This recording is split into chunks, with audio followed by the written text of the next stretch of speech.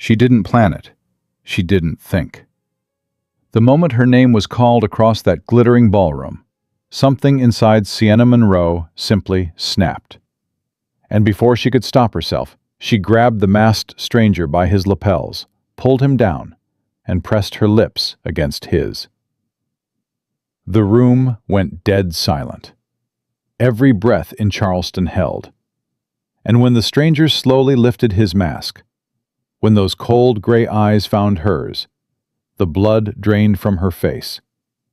She had just kissed Brandon Lewis, the most feared man in all of Carolina. If this story already has your heart pounding, you are exactly where you belong. Subscribe to this channel, follow every part until the very end, and drop a comment telling me what city you're watching from. I want to see how far this story travels. The dare had started as a joke. That was what Sienna Monroe kept telling herself as she stood at the edge of the Hargrove ballroom, her gloved hands pressed flat against her sides, her heart doing something violent and unreasonable behind her ribs. It had started as a joke. Caroline Whitfield had laughed when she said it. Margaret Pruitt had covered her mouth with her fan, like it was the most scandalous thing ever spoken aloud in polite Charleston society. And Sienna had laughed too. Because it was a joke, obviously. "You won't do it," Caroline said again, her eyes bright with a particular cruelty that passed for amusement among women of her standing. "You never do anything, Sienna. You just stand there looking pretty and behaving yourself like a good little merchant's daughter." "That's not fair," Sienna said. "It's entirely fair." Caroline snapped her fan shut. "There's a masked gentleman standing near the East Colonnade. You don't know who he is. Neither do I. Neither does anyone, which is exactly the point." She tilted her head. "Walk over there. Kiss him. Right here in front of God and Charleston's finest. And I will personally speak to my father about the Whitfield account. Your father's shipping contract, the one that's—" She paused, letting the word land like a stone. "Expiring." Sienna's jaw tightened. The Whitfield account was not a small matter. It was the difference between her father's business surviving the next 6 months and not. She knew the numbers. She'd been keeping his books since she was 16 years old, because her father was brilliant with ships and terrible with figures, and the two of them had built something real and decent together. Or they had, until Marcus Hale had gotten his hands into the ledgers and started bleeding them dry from the inside.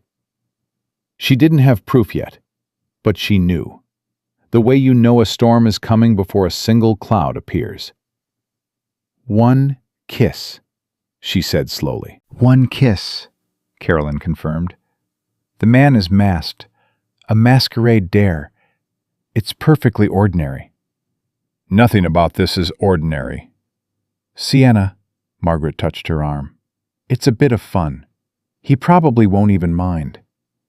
She looked across the room toward the East Colonnade. The man was tall. That was the first thing she noticed. Tall and still in a way that most men at a ball were not. Most men at balls were performing, laughing too loudly, drinking too much, working the room with a relentless industry of people who needed to be seen. This man stood like he had already been seen by everyone who mattered, and had found the experience mildly disappointing. His mask was simple, black, unadorned. His coat was dark. He held a glass, and he was not drinking from it. He was watching the room the way a man watches a game he has already decided the outcome of. "Fine," Sienna said. She didn't know why she said it. She would ask herself that question for a very long time afterward. Maybe it was Caroline's voice, that particular silk-wrapped contempt that women like Caroline used like a weapon on women like Sienna. Women who had worked for every dress they owned and every invitation they received. Maybe it was the Whitfield account. Maybe it was the 6 weeks she'd spent watching her father come home from the docks with shoulders that got a little more bowed every evening. Maybe it was the fact that Marcus Hale was somewhere in this room right now, almost certainly drinking her father's money, and she couldn't say a word about it to anyone, because she had no proof, no power, and no recourse. Or maybe she would think this later, in the dark, when she was being most honest with herself. Maybe she was just so tired of standing still. She crossed the room. She did not let herself slow down. She did not let herself think. She kept her eyes on the masked man, and she walked toward him with more purpose than she'd felt in months. And when she was close enough to see the precise line of his jaw beneath the edge of the black mask, she stopped. He turned his head. Those eyes, pale gray, almost silver in the candlelight, found her face with an immediacy that suggested he had known she was coming long before she arrived. "Ma'am," he said.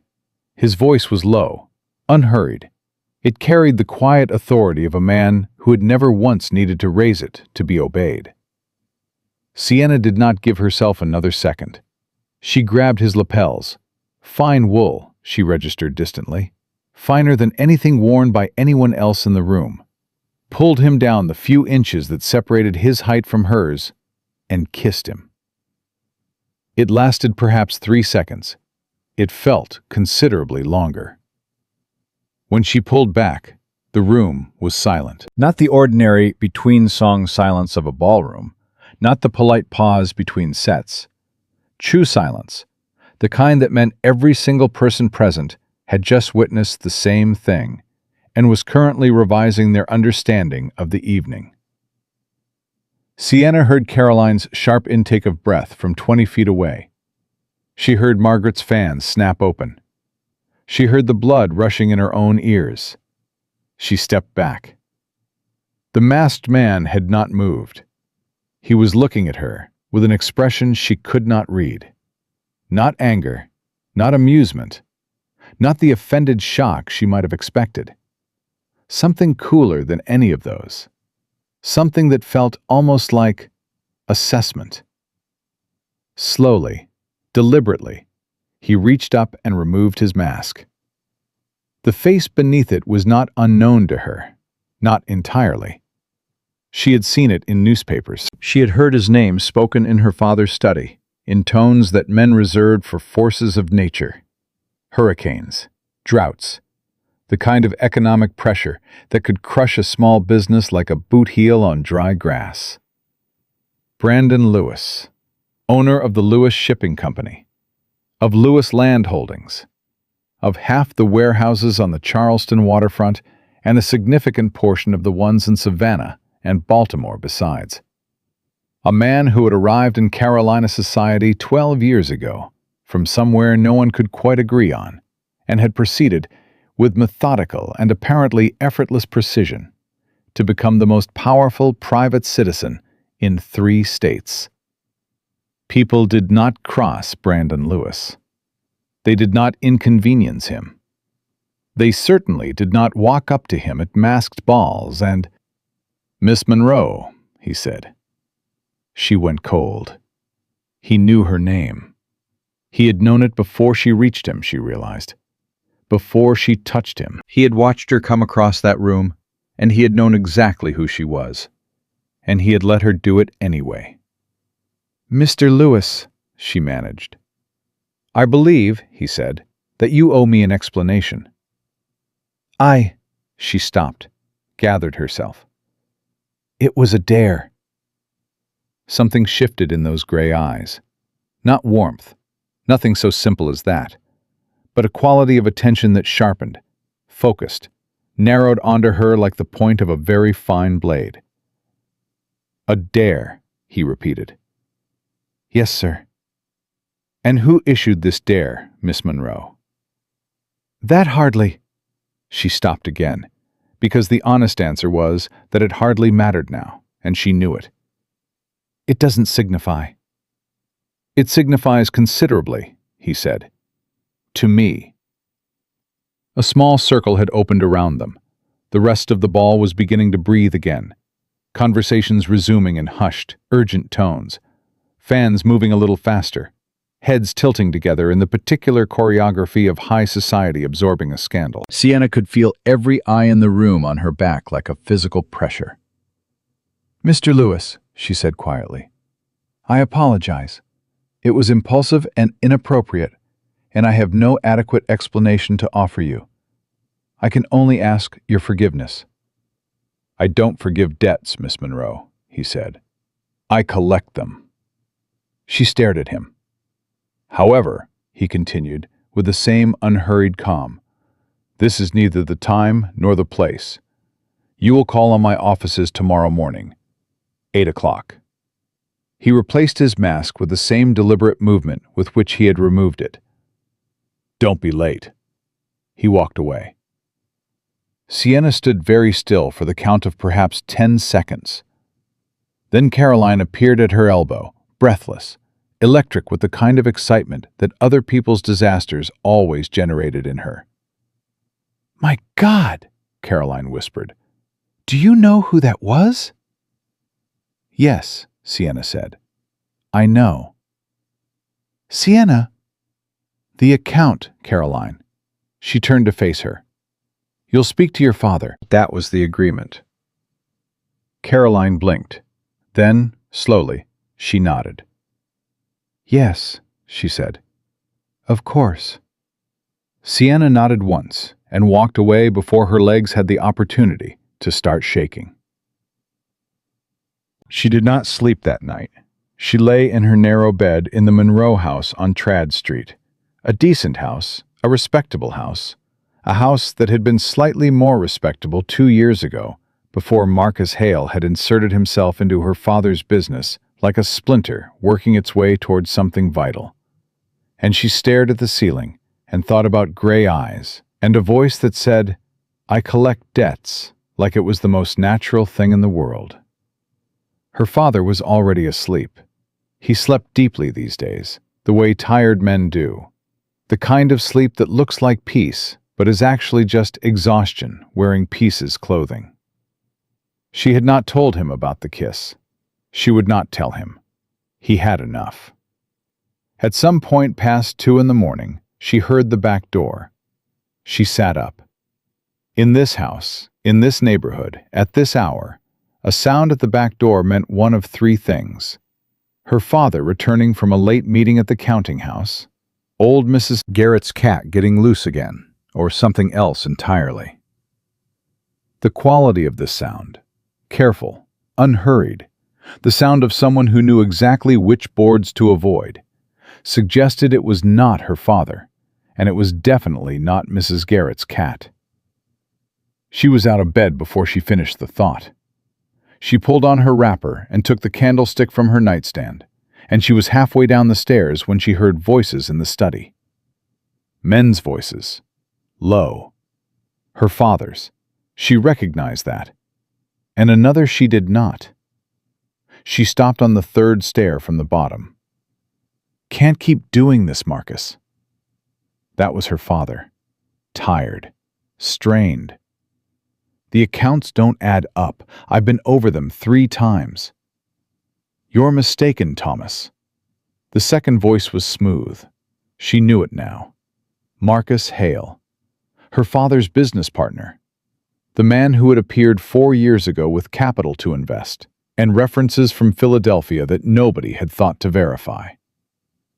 The Beaufort cargo ran late. The discrepancy is a timing issue. It'll be reconciled by the end of the month. It's the 3rd timing issue this quarter. Shipping is unpredictable. You know that better than anyone. A pause. Her father's chair creaked. "The Whitfield account," he said. "Caroline Whitfield told Sienna tonight that the contract is expiring." "It's a negotiation," Marcus said smoothly. "Whitfield always does this. He'll renew. And if he doesn't, he will." A pause. "Trust me, Thomas." Sienna pressed herself against the wall. Her heart was slamming. She had known. She had known for months, in the imprecise way that you know things when you've been looking at numbers long enough. That the small discrepancies were not small. That the timing issues were not timing issues. That Marcus Hale was moving money out of Monroe shipping, The way you drain a pond. Slowly, carefully, just fast enough that the level drops before anyone notices the leak. She heard Marcus leave through the back. She heard her father sit for a long time in silence. Then she heard him weep. It was a quiet sound, brief. Her father was not a man who cried. He was a man of the water, of cargo manifests and tide tables, and the particular stoicism of people who spend their lives at the mercy of things they cannot control. But she heard it, those few seconds of sound he thought no one could hear, and something inside her chest went very, very still. She went back upstairs. She did not sleep. At 6 o'clock in the morning, she dressed, pinned her hair, and left the house before her father was awake. Brandon Lewis's offices occupied the top floor of a building on East Bay Street that managed to communicate, through nothing more than architectural confidence, that the man who worked there had long since ceased to be impressed by anything. The clerk at the front desk looked up when Sienna entered. "Miss Monroe," he said, without any evident surprise. He had clearly been told to expect her. "Mr. Lewis will see you directly." She followed him up a staircase and through a door and into a room that contained, among other things, an enormous mahogany desk covered in papers arranged with a precision that suggested a specific and unforgiving organizational intelligence.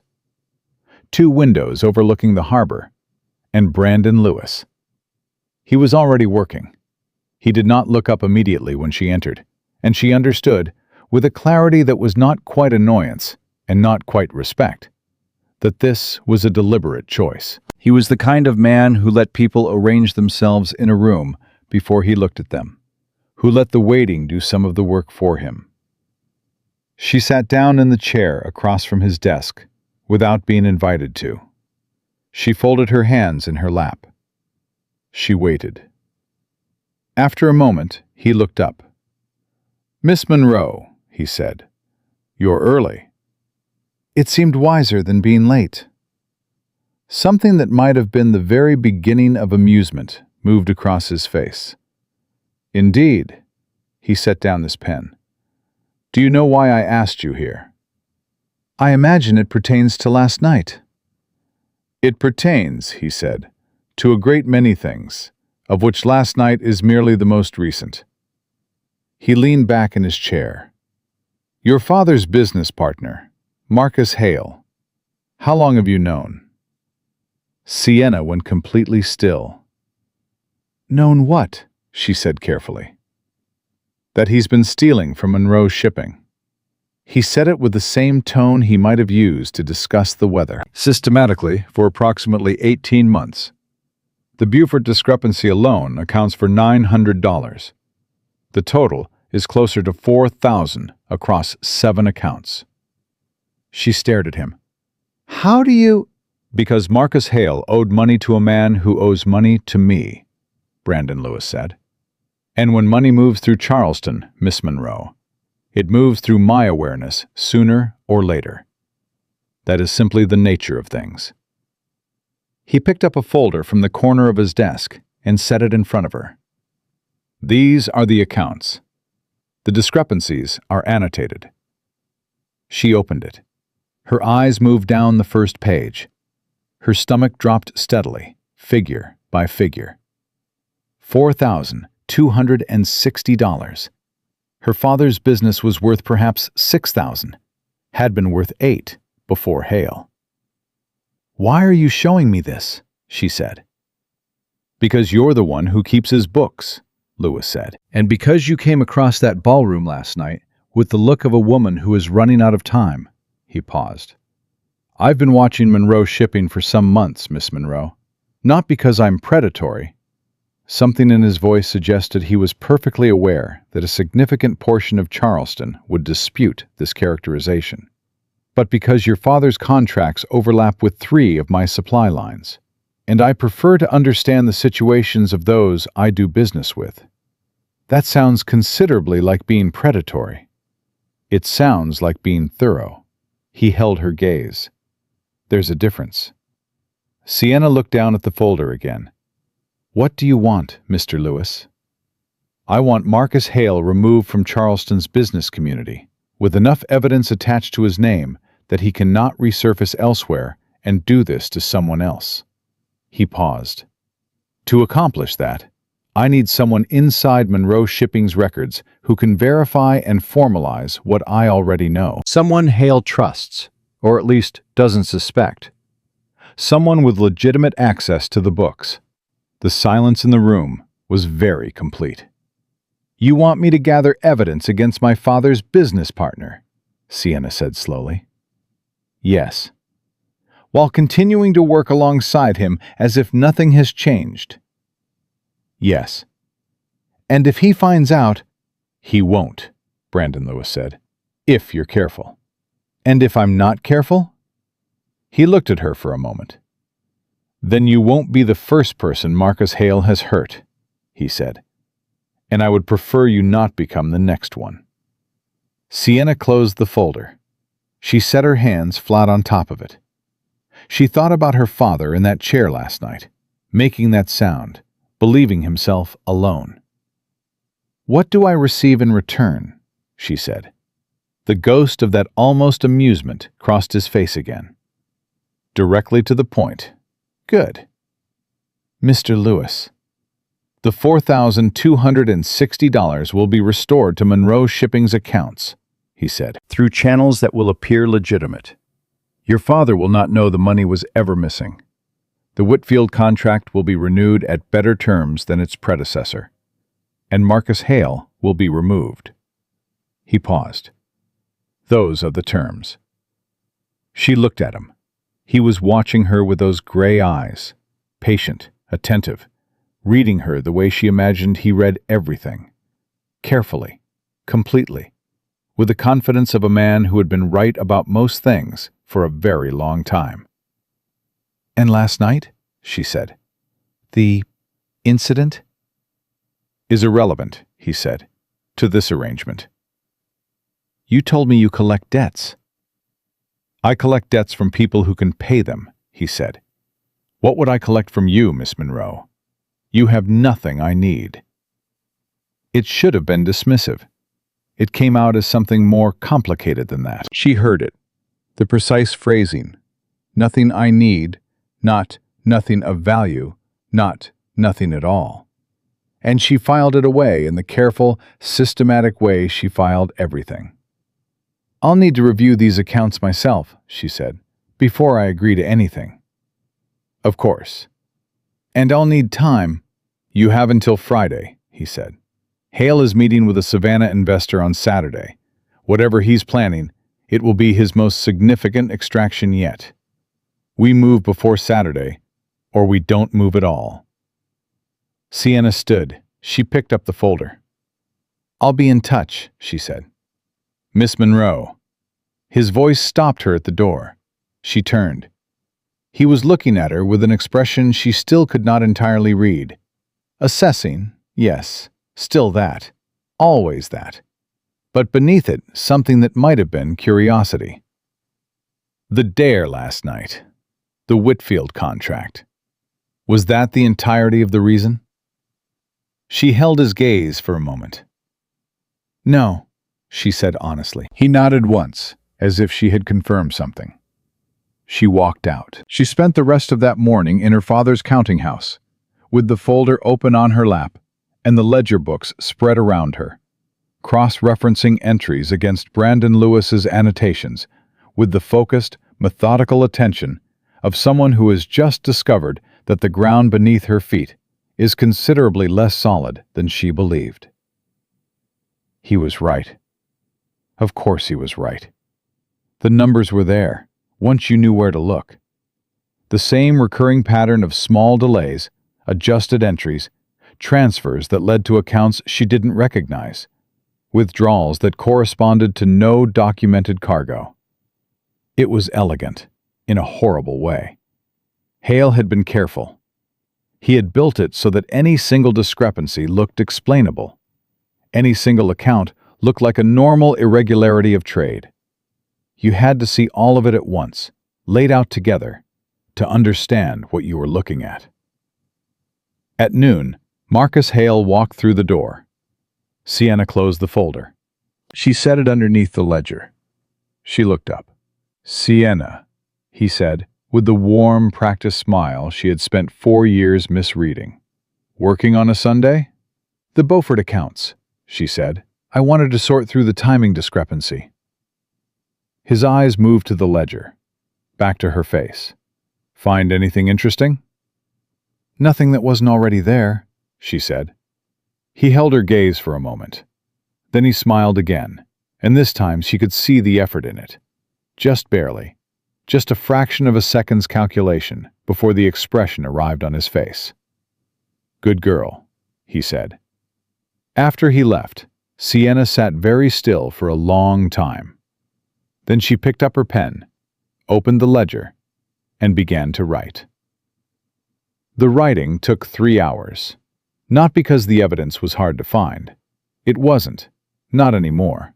Not with Brandon Lewis's annotations showing her exactly where to look. But because she had to be careful. Every entry she copied twice. Once in the official ledger format that Hale expected to see, and once in a separate notation she kept folded inside the lining of her skirt pocket. She was meticulous. She was quiet.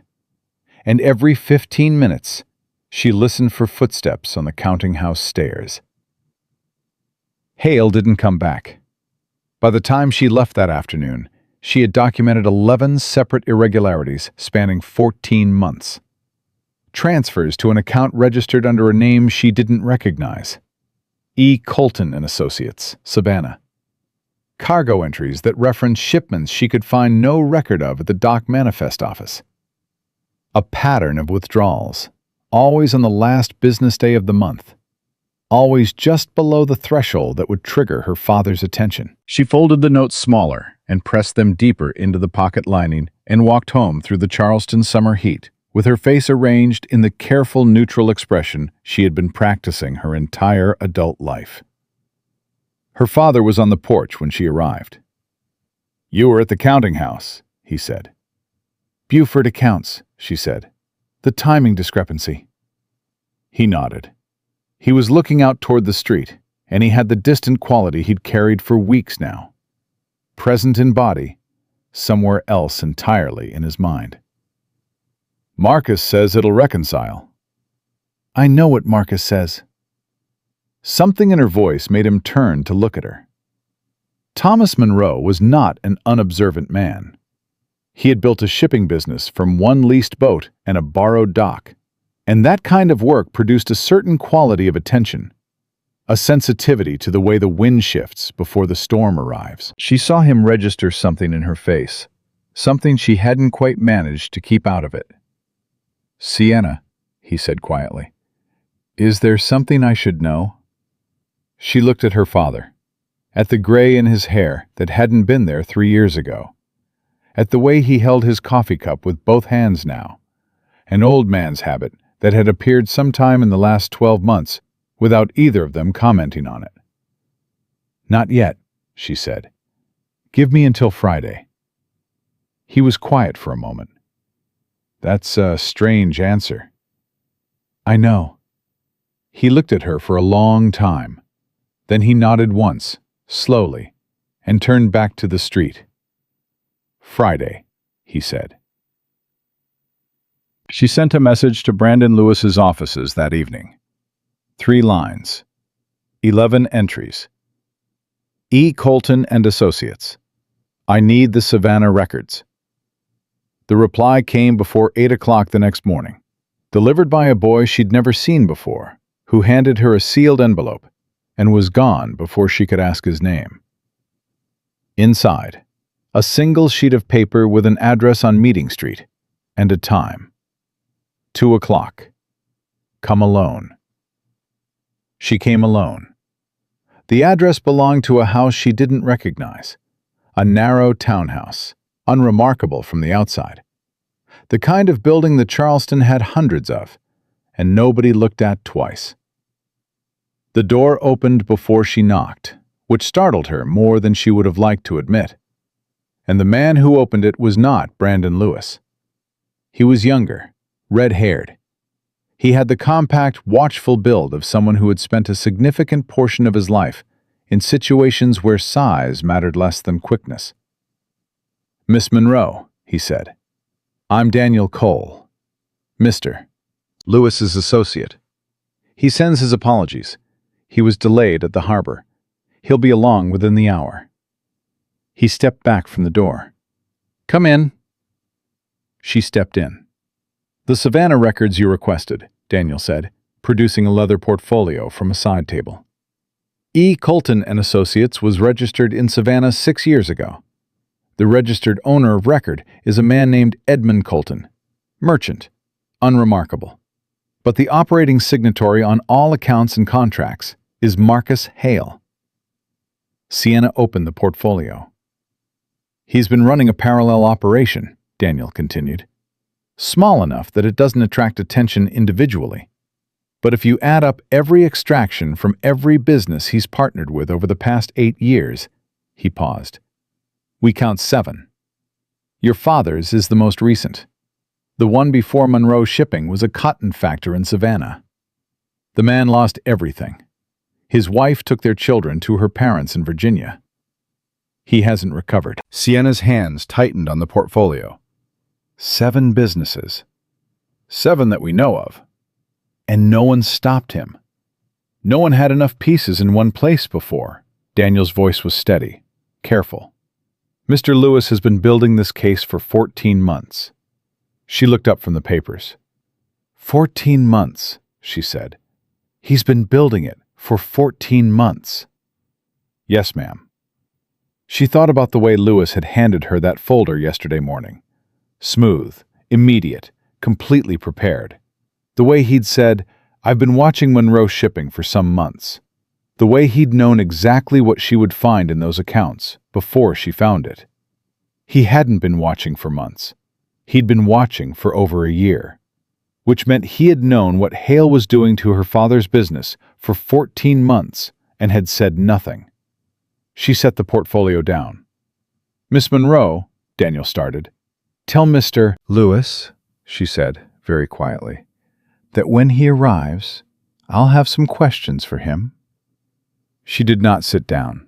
She stood at the window, not looking out of it, just standing, because sitting would have felt like surrender. And she waited. Brandon Lewis arrived 40 minutes later. He came through the door and read her face in the first second and said, without preamble, "You've looked at the Savannah records." 14 months, Sienna said. "Yes. You knew what he was doing to my father for 14 months. "I knew what I suspected," he said, "which is not the same thing as what I could prove." "Don't." Her voice came out sharper than she intended, and she didn't soften it. "Don't be precise with me right now, Mr. Lewis. You knew. You had enough to come to my father. You had enough to warn him." Brandon Lewis did not flinch. He did not apologize. He crossed the room and pulled out the chair across from the side table and sat down. And he looked at her with those gray eyes that gave nothing away and everything away simultaneously. And he said, "If I had warned your father 14 months ago, Marcus Hale would have dissolved the Colton accounts, moved the money, and disappeared. He would have surfaced somewhere else. Richmond, Philadelphia, New Orleans. And in 3 years, we would be having this conversation about someone else's father." Sienna stared at him. "I needed him to stay," Lewis said. "I needed him to believe he was safe. I needed him to keep doing what he was doing long enough that the evidence becomes airtight and irrefutable. A warning to your father would have saved Monroe Shipping and destroyed any chance of stopping Hale permanently." He paused. "I made a calculation." "You made a calculation," she said. "With my father's livelihood?" "Yes."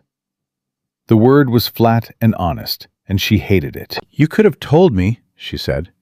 "Earlier. You could have—" "I didn't know you," he said. "I knew Thomas Monroe's accounts, and I knew his daughter kept his books, and I knew she was careful and intelligent. I did not know whether she could be trusted with information that, handled incorrectly, would end this before it was finished. He held her gaze. I know now. The room was very quiet. That's not an apology, Sienna said. No, he agreed. It isn't. She picked up the portfolio again. She was furious. A cold, controlled fury. The kind she'd learned to manage over years of being the smart Monroe daughter in a city that didn't particularly value smart women. And she let it settle into something useful, the way she'd learned to do that, too. She turned to the first page. Then let's get to work, she said. They worked for 2 hours. Lewis spread documents across the table in an order that suggested a mind that organized information spatially. Case files, account records, a letter obtained from the Savannah Circuit Court. Daniel Cole took notes. Sienna cross-referenced every figure he produced against the entries she had copied from her father's ledger. And the picture that emerged was both worse and more actionable than anything she had imagined the day before. Hale was planning something for Saturday that made all of it. The 14 months of small extractions, the Colton accounts, the timing discrepancies, looked like preparation. He has a buyer, Lewis said, for Monroe Shipping's primary contract, the deepwater route between Charleston and Nassau. Sienna went still. He can't sell that contract. It's my father's. He can't, Lewis said, unless he's forged your father's signature on a transfer of partnership authority. He set a document in front of her, which he has. She looked at the signature. It was her father's handwriting, almost. Close enough that Thomas Monroe himself might have doubted it, if you set it next to a genuine example and asked him under pressure. The buyer is the Savannah investor, she said. A man named Whitmore, James Whitmore. He's legitimate, doesn't know the contract was obtained fraudulently. Hale will complete the transaction Saturday morning, take the payment, and be on a ship to London by Saturday evening. He paused. The payment is $8,000. $8,000. More than Monroe Shipping's entire operating value. A number that would compensate Hale for 14 months of careful extraction and leave him set for years. We have to move Friday, Sienna said.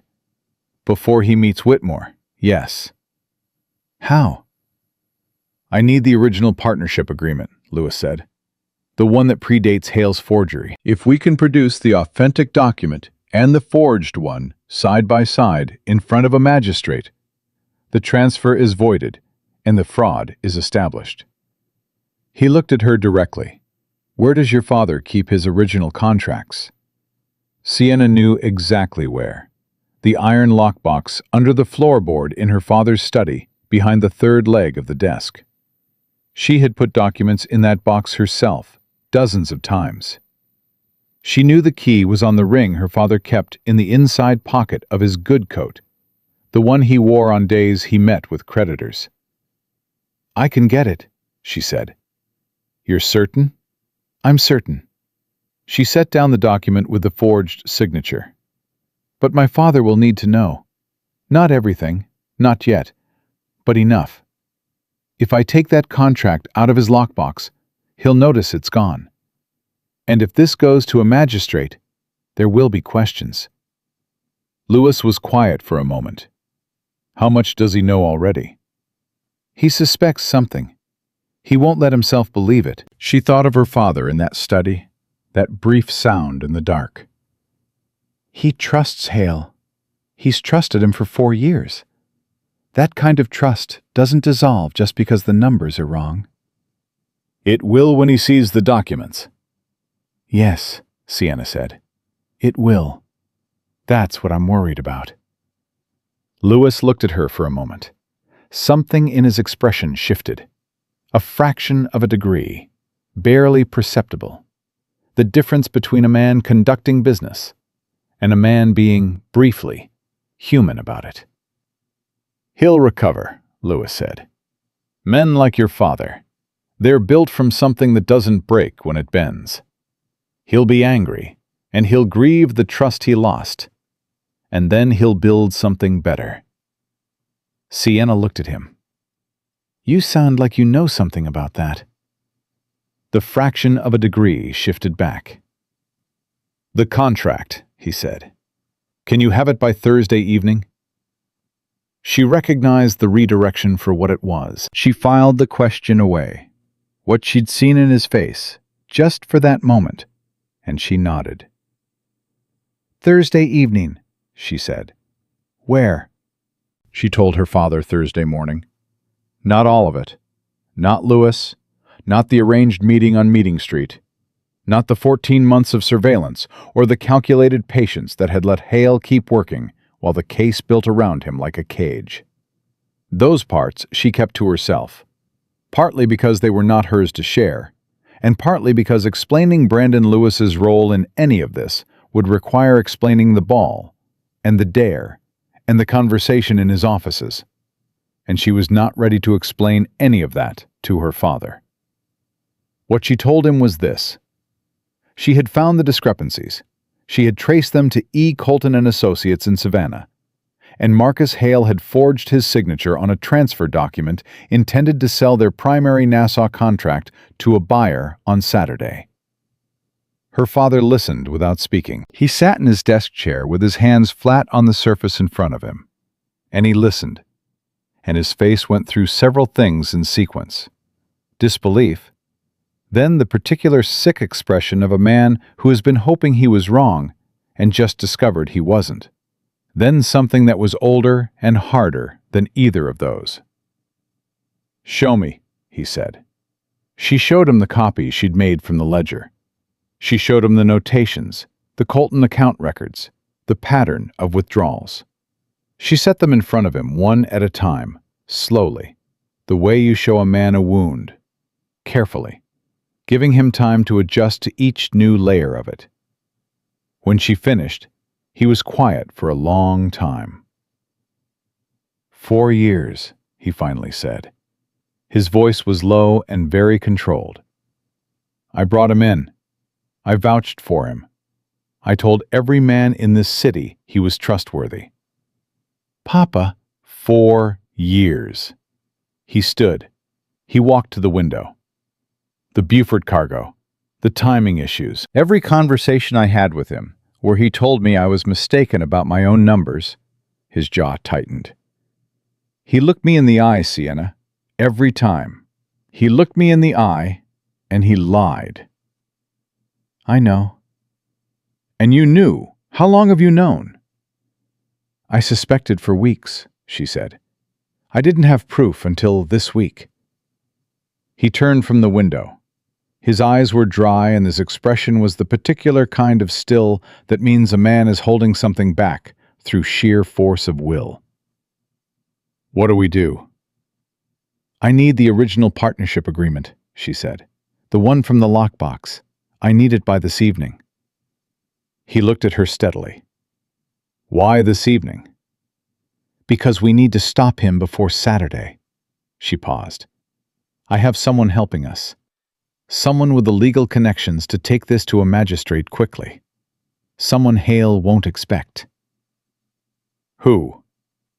She held her father's gaze. "Trust me," she said. "The same way you trusted me with your books when I was 16. Trust me now." Thomas Monroe looked at his daughter for a long time. The morning light was on his face, and she could see all of it. The exhaustion, the betrayal, the grief, and underneath all of it, steady and undiminished, the particular pride a father carries when his child turns out to be more capable than the world gave them credit for. He went to his desk. He moved it 3 inches to the left. He knelt, pulled up the 3rd floorboard, and lifted the iron lockbox.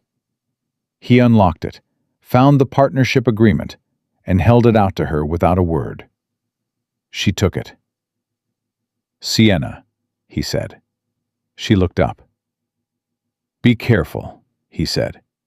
Whatever this is, whoever is helping you, be careful."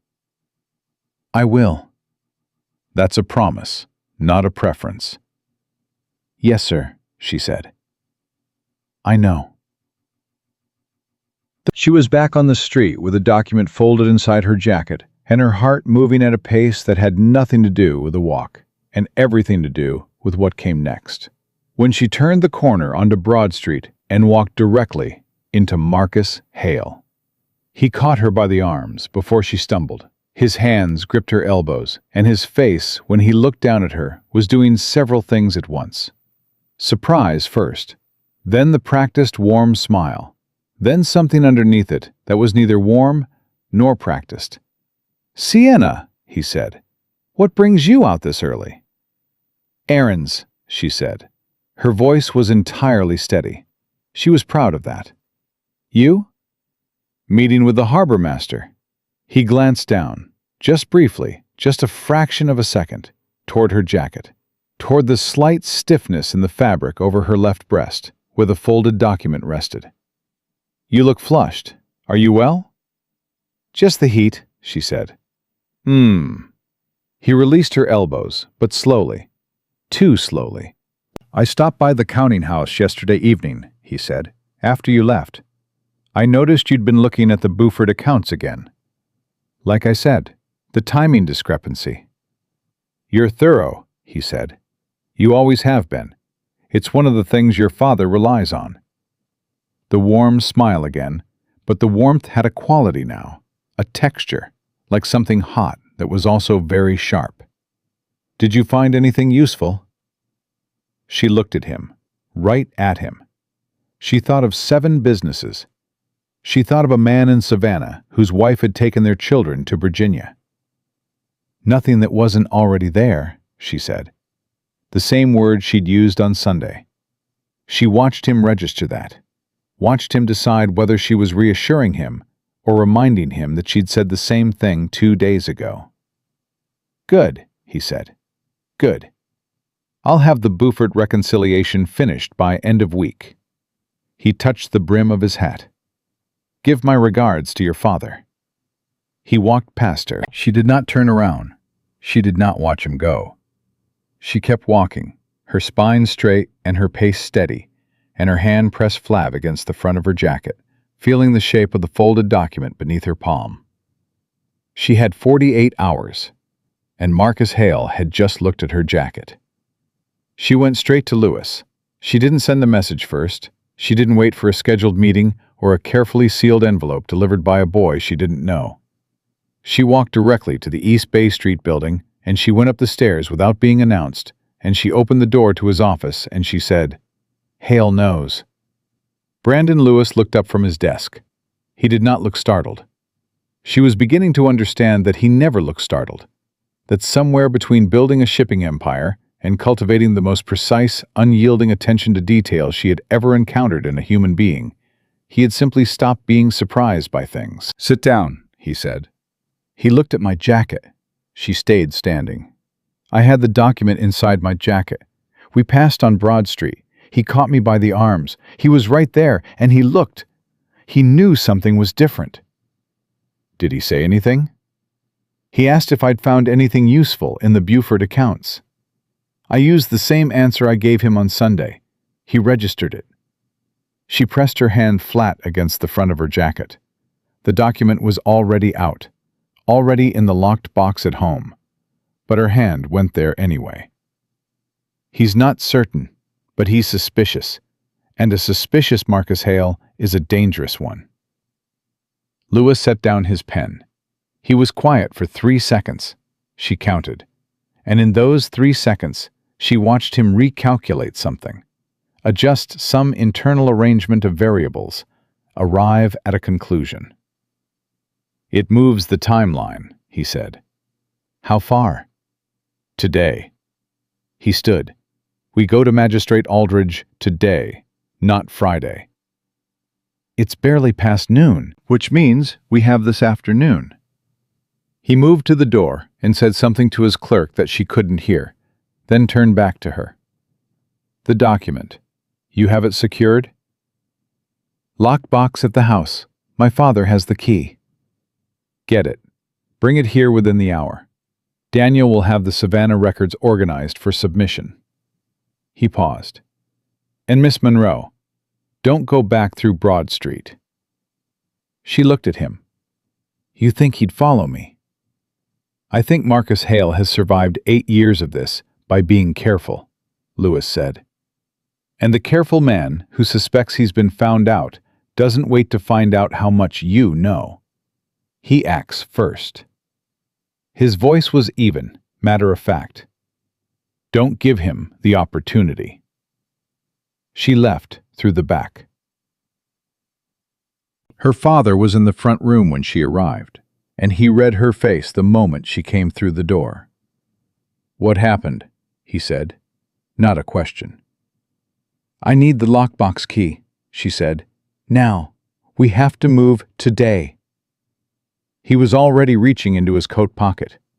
He crossed the room and handed her the key without a word. And when she came back downstairs 2 minutes later with the partnership agreement in hand, he was standing by the door with his hat on. I'm coming with you, he said. Papa. Sienna. His voice was quiet and absolute. That is my business. That is my name on those documents. Whatever you've arranged, wherever you're going, I am coming with you. She looked at her father, his set jaw, his straight back, the particular dignity of a man who had been humiliated in the dark and was now walking back into the light. And she nodded once. Stay close, she said. And when we get there, let me speak first. He nodded. They went out the back. Daniel Cole had the Savannah records spread across the meeting room table in the Meeting Street house by the time they arrived, organized into 3 neat stacks that represented, Lewis explained, the 3 categories of criminal charge that could be filed against Marcus Hale under South Carolina law: fraud, forgery, and criminal conversion of partnership assets. Thomas Monroe stood at the edge of the table and looked at the papers with the expression of a man looking at wreckage. He picked up one document, set it down, picked up another. The Buford cargo, he said. Never existed, Daniel said. The manifest was fabricated. The money went directly to the Colton account. And this, he held up the transfer document with his forged signature. His hand was steady. His voice was not quite. He did this. He sat in my office and shook my hand, and he did this. Yes, sir, Daniel said. Thomas Monroe set the document down. He breathed in through his nose, slow and controlled, and when he exhaled, something in his shoulders settled into a kind of stillness that Sienna recognized. The same stillness he used in bad weather on the water, when the decision had been made and there was nothing left to do but hold the course. What do we need from me? He said. Lewis handed him a chair. Your testimony, he said, and your signature on the filing. You'll have both. Magistrate Aldridge's offices were 3 blocks from the courthouse, in a building that smelled of old paper and the particular authority of accumulated precedent. Aldridge himself was a lean, deliberate man of 60, who had known Thomas Monroe for 20 years, and who looked at the documents Lewis's attorney spread before him with the careful attention of someone who understood exactly what he was looking at. He looked at them for a long time. Then he looked up at Brandon Lewis. You've been building this for 14 months, he said. Yes, Lewis said. And this transfer document, he tapped the forged signature. Your handwriting expert has examined this? This morning. His affidavit is the 3rd document in the 2nd stack. Aldridge looked at Thomas Monroe. Thomas, this man has been your partner for 4 years. He has, Monroe said. His voice was level. I am asking you to stop him from doing to someone else's family what he did to mine. Aldridge looked at the documents for another long moment. Then he picked up his pen. "I'll issue the warrant," he said. "But I want Hale in custody before he reaches that Saturday meeting.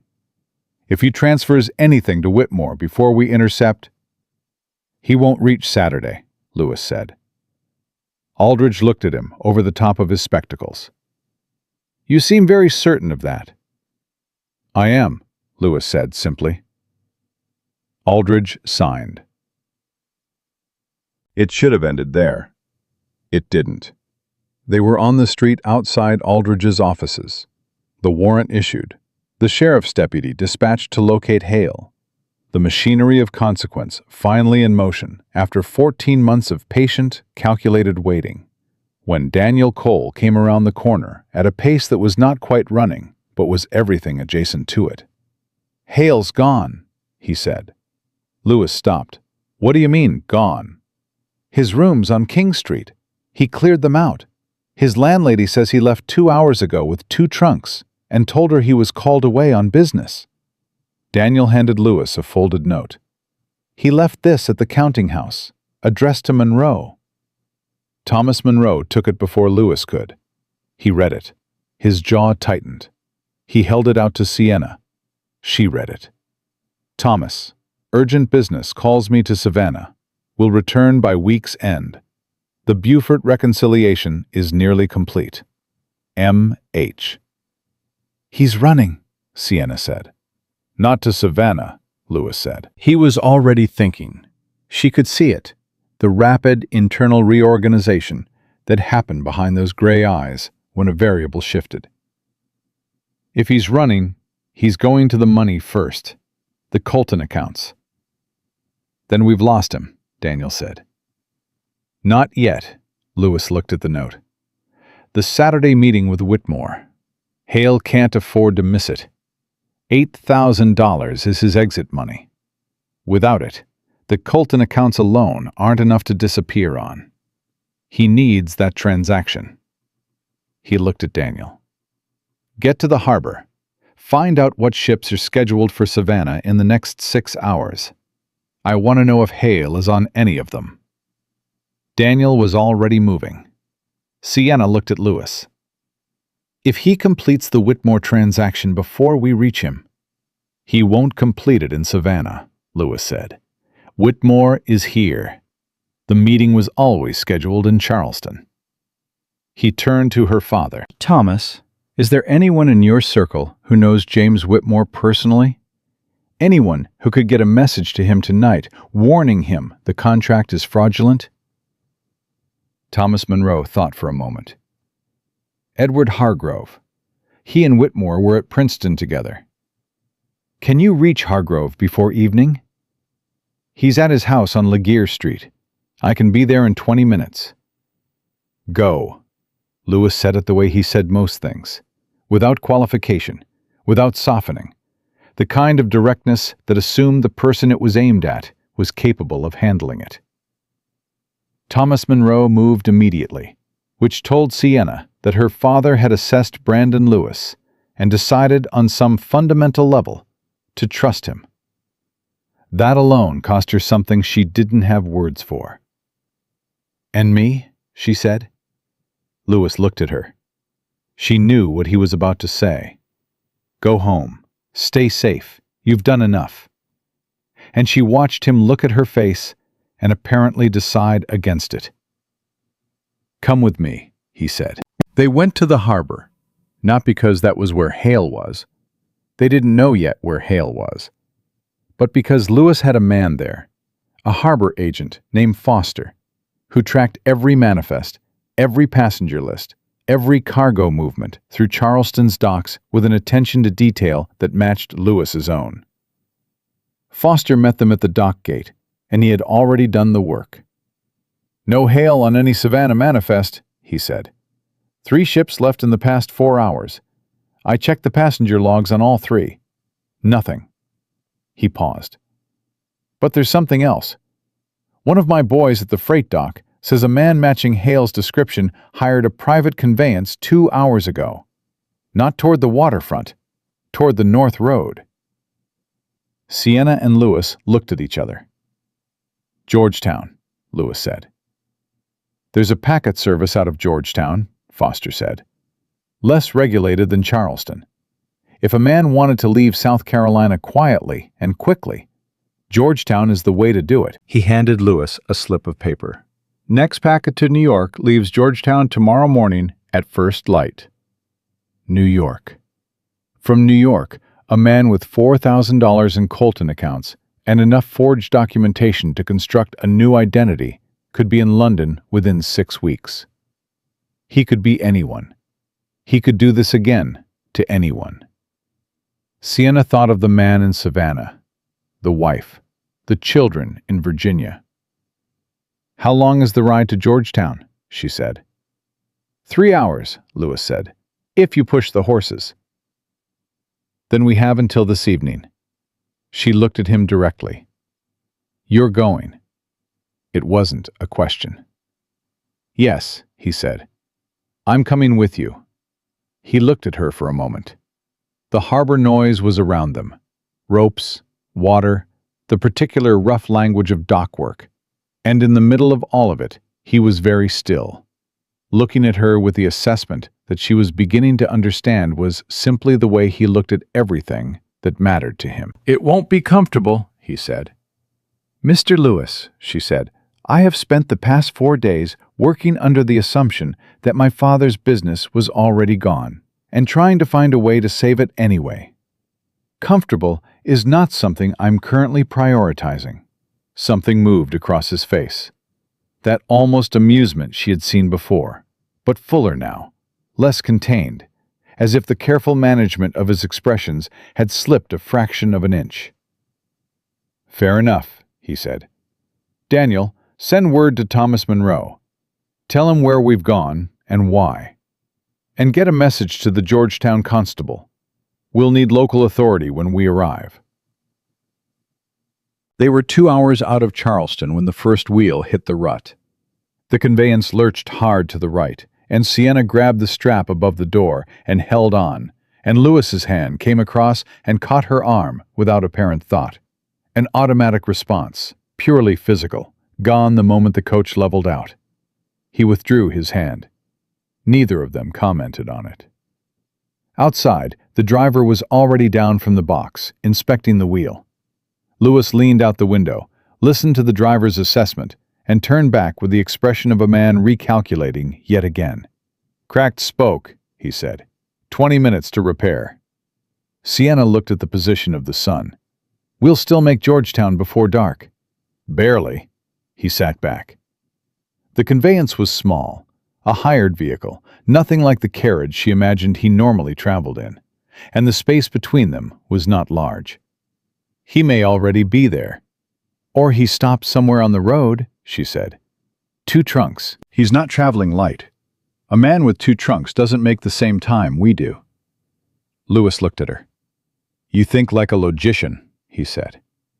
"I think like someone who grew up watching my father calculate cargo weights and departure windows."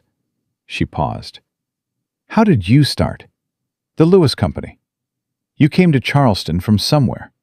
Nobody seems to agree on where." The almost amusement faded. He was quiet for long enough that she thought he wouldn't answer. "Virginia," he said finally. "I came from Virginia." "And before that?" "Before that is a longer conversation than 20 minutes allows for." She looked at him steadily. "You asked me, at the ball, whether the dare was the only reason. I answered you honestly." "You did." "Then I'll ask you the same courtesy. Not now, if you prefer, but eventually." He held her gaze. Something in those gray eyes moved. Not opened exactly, but shifted, like a door that had been deadbolted for a very long time, acknowledging, for the first time, that a key exists. "Eventually," he said. "Yes." They reached Georgetown as the last light was leaving the sky. The constable, a broad, unhurried man named Briggs, who had apparently received Daniel's message and read it 3 times to make sure he understood it, met them at the edge of town with 2 deputies and the information that a man matching Hale's description had arrived at the Georgetown Inn 2 hours prior, had taken a room, and had not been seen since. "He's waiting for the morning packet," Lewis said. "That's my assessment," Briggs agreed. He looked at Lewis with a particular expression that men in smaller jurisdictions wore when confronted with the kind of wealth and authority that could improve or complicate their professional lives, depending on how the next hour went. "You've got the warrant?" "Issued by Magistrate Aldridge in Charleston this afternoon." Lewis handed it over. "The charges are fraud, forgery, and criminal conversion of partnership assets. There may be additional charges once the Savannah records are fully examined." Briggs looked at the warrant, looked at Lewis, looked at Sienna, which seemed to give him a moment of pause. "Ma'am," he said. "Constable," she said, "you'll want to wait here while we—" "She stays with me," Lewis said. The simplicity of it, the lack of explanation or apology, ended the conversation immediately. Briggs nodded. "All right then, let's go."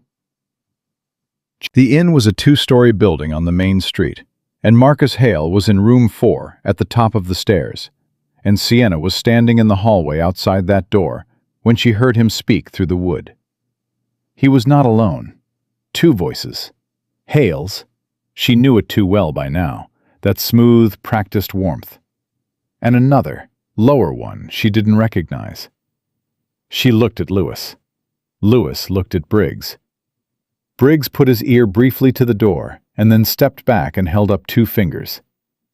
Briggs knocked. A pause. The murmur of voices dropping. Footsteps. Then the door opened, and Marcus Hale stood in the doorway, and for 1 full second, his face showed her everything. Recognition. Calculation. The rapid collapse of a plan. Before, the practiced warmth assembled itself over all of it, like a curtain dropping. "Sienna," he said. His voice was genuinely impressive. Easy. Surprised but not alarmed. "What in the world are you doing in Georgetown?" "Looking for you," she said. His eyes moved past her, to Briggs, to the deputies, to Brandon Lewis, who was standing slightly behind her and to the left, and whose presence seemed to land on Hale like a physical impact. She saw it, a fractional tightening around his eyes, a micro-adjustment of his weight.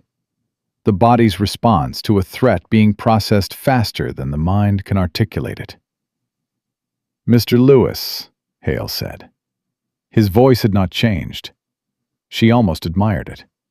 "I wasn't aware you and the Monroe family were acquainted." "We became acquainted recently," Lewis said. "Step out into the hall, Mr. Hale." "I'm afraid I don't—" "The warrant," Briggs said, and held it up. Hale looked at it. He looked at Sienna. And for 1 moment, just one, between one breath and the next, all of the practiced warmth left his face entirely. And what she saw underneath it was not the monster she had constructed in her imagination over the past 4 days. It was something smaller and uglier than that. It was simply a man who had always believed he was clever enough that consequence was something that happened to other people. "You," he said to Sienna. His voice was quiet, stripped down. "You did this." "You did this," she said. "I just made sure someone was watching." He moved fast, not toward the door, toward the window at the far end of the room, the one that overlooked the back alley, the one a man who had scouted his exits would have already identified as the fastest route out of a building where the front was blocked. He was across the room before Briggs could react, before the deputies could move, and he had the window half open. Lewis was already past her. She didn't see him move. That was the thing she would remember afterward, that she didn't see him move, only registered that he was beside her, and then he was across the room, one hand on Hale's collar, pulling him back from the window with a controlled, absolute efficiency that had nothing theatrical about it. No rage, No excess, just the precise application of force by a man who had decided the outcome before the situation developed. Hale stumbled back. Briggs had him by the arms in the next second. The deputies came in from the hall. The man on the other side of the room, young, frightened, clearly not part of any of this, pressed himself against the wall with his hands raised. Lewis stepped back. He adjusted his coat. He looked entirely unruffled. Hale was breathing hard. He looked at Lewis, and then at Sienna, and something in his expression shifted into a quality she recognized as a last gamble. "Lewis," he said, "you want the Colton accounts. I'll give you the Colton accounts. Every record, every transaction. There are names in those records. Names of men who would pay considerably to have them kept quiet. Men with more power than Monroe. Men with more power than you." He paused. "That's worth something, isn't it? Let me walk out of here, and I'll give you every name." The room was very quiet. Lewis looked at him for a moment. No anger, no interest, just that flat, gray assessment. "Take him," he said to Briggs. Hale's face changed one last time, the gamble failing, the calculation collapsing, the mask dropping fully for the first and only time. And then Briggs had him by the arm and was moving him toward the door, and Marcus Hale, who had looked Sienna's father in the eye for 4 years and lied every single time, was gone. Sienna stood in the middle of the room. Her hands were shaking. She registered this with a kind of distant surprise, because she hadn't felt them shaking before this moment. Not through any of it. Not the document in the lockbox. Not the encounter on Broad Street. Not the warrant or the drive or the moment the door opened. It was only now, after, that her body decided to acknowledge what the past 4 days had cost her. She pressed her hands flat against her skirt. Lewis turned from the door. He looked at her hands. He didn't say anything about them. "It's done," he said. She breathed in, breathed out. "The Colton accounts, those names he mentioned." "Real," Lewis said. "There are names in those records. It's part of why I needed the case airtight before moving." He paused. "It's also why this is not entirely finished." She looked up at him. "Hale was the instrument," he said. "But the Savannah investor who was willing to buy a fraudulent contract? The men whose names are in those accounts who paid to keep things quiet? They don't disappear because Hale is in custody." He held her gaze. "This gets more complicated before it gets simpler." Sienna looked at her hands. They had stopped shaking. She looked back at Lewis. "Tell me," she said, "what you need." The ride back to Charleston took 3 hours and 40 minutes, and Sienna spent the first hour of it watching the dark road through the conveyance window and not speaking, because she was thinking. And when she was thinking hard, she had never been able to do it with words happening simultaneously. Lewis did not push her. He sat across from her in the narrow space, and he read, by the light of the small interior lamp, a series of documents Daniel Cole had sent along in a leather satchel, and he let her have the silence, like a man who understood its value. She was grateful for it. She was also, she realized around the 40-minute mark, growing slightly irritated by how naturally he seemed to understand what she needed, because it was easier, in some ways, to manage a man who was consistently wrong about her than one who kept being right. "The names in the Colton accounts," she finally said. He looked up. "How many?" He set down the document he was reading. 11 entries that suggest payment to suppress information. Of those 11, I can identify 9 with reasonable certainty." He paused. 2 of them are men of significant standing in Charleston. She looked at him directly. "Tell me." "A circuit court judge named Pemberton, and a merchant by the name of Arthur Whitfield." The name landed like a stone dropped into still water. "Caroline's father," she said. "Yes, She was quiet for a moment. What did he pay to suppress? That's the piece I don't have yet, Lewis said. The entries are dated 14 months ago. Whatever Hale knew about Whitfield, it was enough that the man paid $300 to have it kept quiet. $300. And 2 days ago, Caroline Whitfield had dangled the renewal of that same man's shipping contract over Sienna's head like bait on a hook, engineering the kiss at the ball, setting the entire chain of events in motion.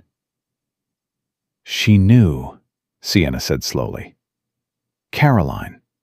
She knew her father had some arrangement with Hale. She must have. She pressed her fingers to her temple. She set me up to walk across that room. She put me directly in your path. Lewis was watching her with that quiet attention. It's possible she knew nothing specific, he said. A daughter doesn't necessarily have access to her father's business. I have access to mine. You're not most daughters. She looked at him. He said it without flattery, simply, directly, the way he said everything. And she felt it land somewhere under her sternum, with an accuracy that made her want to look away. She didn't. If Whitfield paid Hale to keep quiet, she said, and Hale is now in custody, and those accounts become part of a legal proceeding, Whitfield's payment becomes part of the record, Lewis said. Yes. He will do everything in his power to prevent that. He will try, Lewis said. Which is why what happens in the next 48 hours matters considerably. The conveyance hit a rut. Neither of them moved to grab the strap this time. They had, somewhere between Georgetown and here, stopped flinching at the road's irregularities. You said this gets more complicated before it gets simpler, she said. Tell me all of it. Not the managed version. All of it. He looked at her for a moment. Then he set the satchel aside entirely. Hale was being paid, he said. Not just stealing from the businesses he partnered with. He was also being paid, by certain parties, to target specific businesses, to weaken them, to make them vulnerable to acquisition. She went very still. Whose acquisition? A land and trade consortium operating out of Philadelphia. They've been buying up weakened Charleston merchant operations for 3 years. Warehouses, contracts, dock leases. Quietly, through intermediaries. He paused. Monroe Shipping's Nassau contract is worth more to them than the $8,000 Whitmore was paying. They were going to buy it from Whitmore once the transaction cleared. The shape of it was fully visible now. The full architecture of what had been done to her father. Not just Hale's greed. Not just one man's casual cruelty, but a deliberate, coordinated effort to dismantle the kind of independent family business that stood between a large, consolidated operation and total control of Charleston's waterfront. Tell me the name of the consortium, she said. Atlantic Meridian Trading Company, he said, incorporated in Philadelphia. Silent partners. He paused. One of whom is Arthur Whitfield. There it was. He wasn't just paying Hale to keep quiet, she said. He was directing him. That is my belief, Lewis said. I don't have the documentation yet to prove it. The Colton accounts give us the payment. They don't give us the instruction. But if we find it, if we find the communication between Whitfield and Hale that establishes direction, we don't just have a fraud case. We have a conspiracy case. Pemberton's involvement means the court has been compromised. That changes every assumption about where this can be safely taken. He looked at her steadily. This is what I meant when I said it gets more complicated. Sienna sat with that for the remaining 2 hours of the road. She sat with it, and she turned it over, and she thought about Arthur Whitfield in his fine house on Meeting Street, and Caroline at that ball with her silk fan and her particular brand of cruelty disguised as amusement, and the way one thoughtless dare had walked Sienna Monroe directly into the center of something that had been arranged with tremendous care long before she arrived. She thought about her father in that study, making that sound. "I'll find the documentation," she said. Lewis looked at her. "You need communication between Whitfield and Hale. Letters, instructions, something that establishes he directed the operation." She met his gaze. "I have a reason to call on the Whitfields. Caroline owes me a debt. The Whitfield contract, the one she promised to speak to her father about. I can go there. I can get access to his study." "That is a considerable risk," he said. "You ran a 14-month operation," she said. "I'm suggesting one visit." "If Whitfield already knows Hale has been taken, does he?" Lewis paused. "It's been 6 hours since the arrest. Georgetown is 3 hours from Charleston. If someone sent word immediately—" "Then I need to go tonight," she said, "before word reaches him." The conveyance was slowing. Charleston's lights were coming into view ahead. Lewis looked at them, then looked back at her, and she could see him running the calculation. Risk, probability, necessity, and arriving at the same place she had. "Not alone," he said. "Obviously not alone," she said. "You'll be waiting outside." Thomas Monroe was on the front steps when they arrived, and he came down to meet the conveyance before it stopped fully. And he looked at his daughter's face in the lamplight and said, "You got him." "He's in the Georgetown jail," she said. "Briggs has the warrant. He'll be transferred to Charleston by morning." Her father put his hand on her shoulder. Just that, a brief, solid pressure. And then he straightened and looked at Brandon Lewis stepping down from the conveyance. And something passed between the two men that was not words, but was entirely legible. "Mr. Lewis," her father said. "Mr. Monroe." Lewis paused. "Your business is intact. The partnership agreement stands. Aldridge will void any instruments Hale attempted to file." Thomas Monroe nodded. "I owe you. You owe me nothing," Lewis said. "The case against Hale serves my interests as much as yours." He paused briefly. "Your daughter's intelligence and composure under pressure served them considerably more than mine did." Her father looked at Sienna. Something moved across his face. That particular pride again, fuller now, undisguised. "She's always been the sharpest thing in any room she enters," he said quietly. "I learned that when she was 16 and found an error in my accounts that my own bookkeeper missed." "Papa," Sienna said. "It's the truth," he said simply. Lewis looked at her for just a moment. Then he looked at the street. "There's more," she told her father. "I need an hour. Go inside and lock the door, and don't open it for anyone but me." Her father looked between them. He put on the expression of a man who had agreed to trust his daughter and intended to honor that, even when it was difficult. "1 hour," he said, and he went inside. The Whitfield house on Meeting Street was lit in the front rooms, which meant Arthur Whitfield was still awake, which meant they had not been too late. Caroline answered the door herself, which meant, Sienna calculated, that she had either dismissed the staff for the evening or was expecting someone who was not supposed to be announced. Either possibility was informative. "Sienna," Caroline said. Her expression moved through several stages quickly. Surprise, then the instinctive social composure that girls like Caroline were trained into before they could walk. Then something that was not quite guilt, but was adjacent to it. "It's rather late." "I know," Sienna said. "I need 5 minutes. The contract renewal. I wanted to hear directly from your father that it was arranged." She smiled. "You promised." Caroline hesitated. Then she stepped back from the door. "He's in his study," she said. "I'll take you through."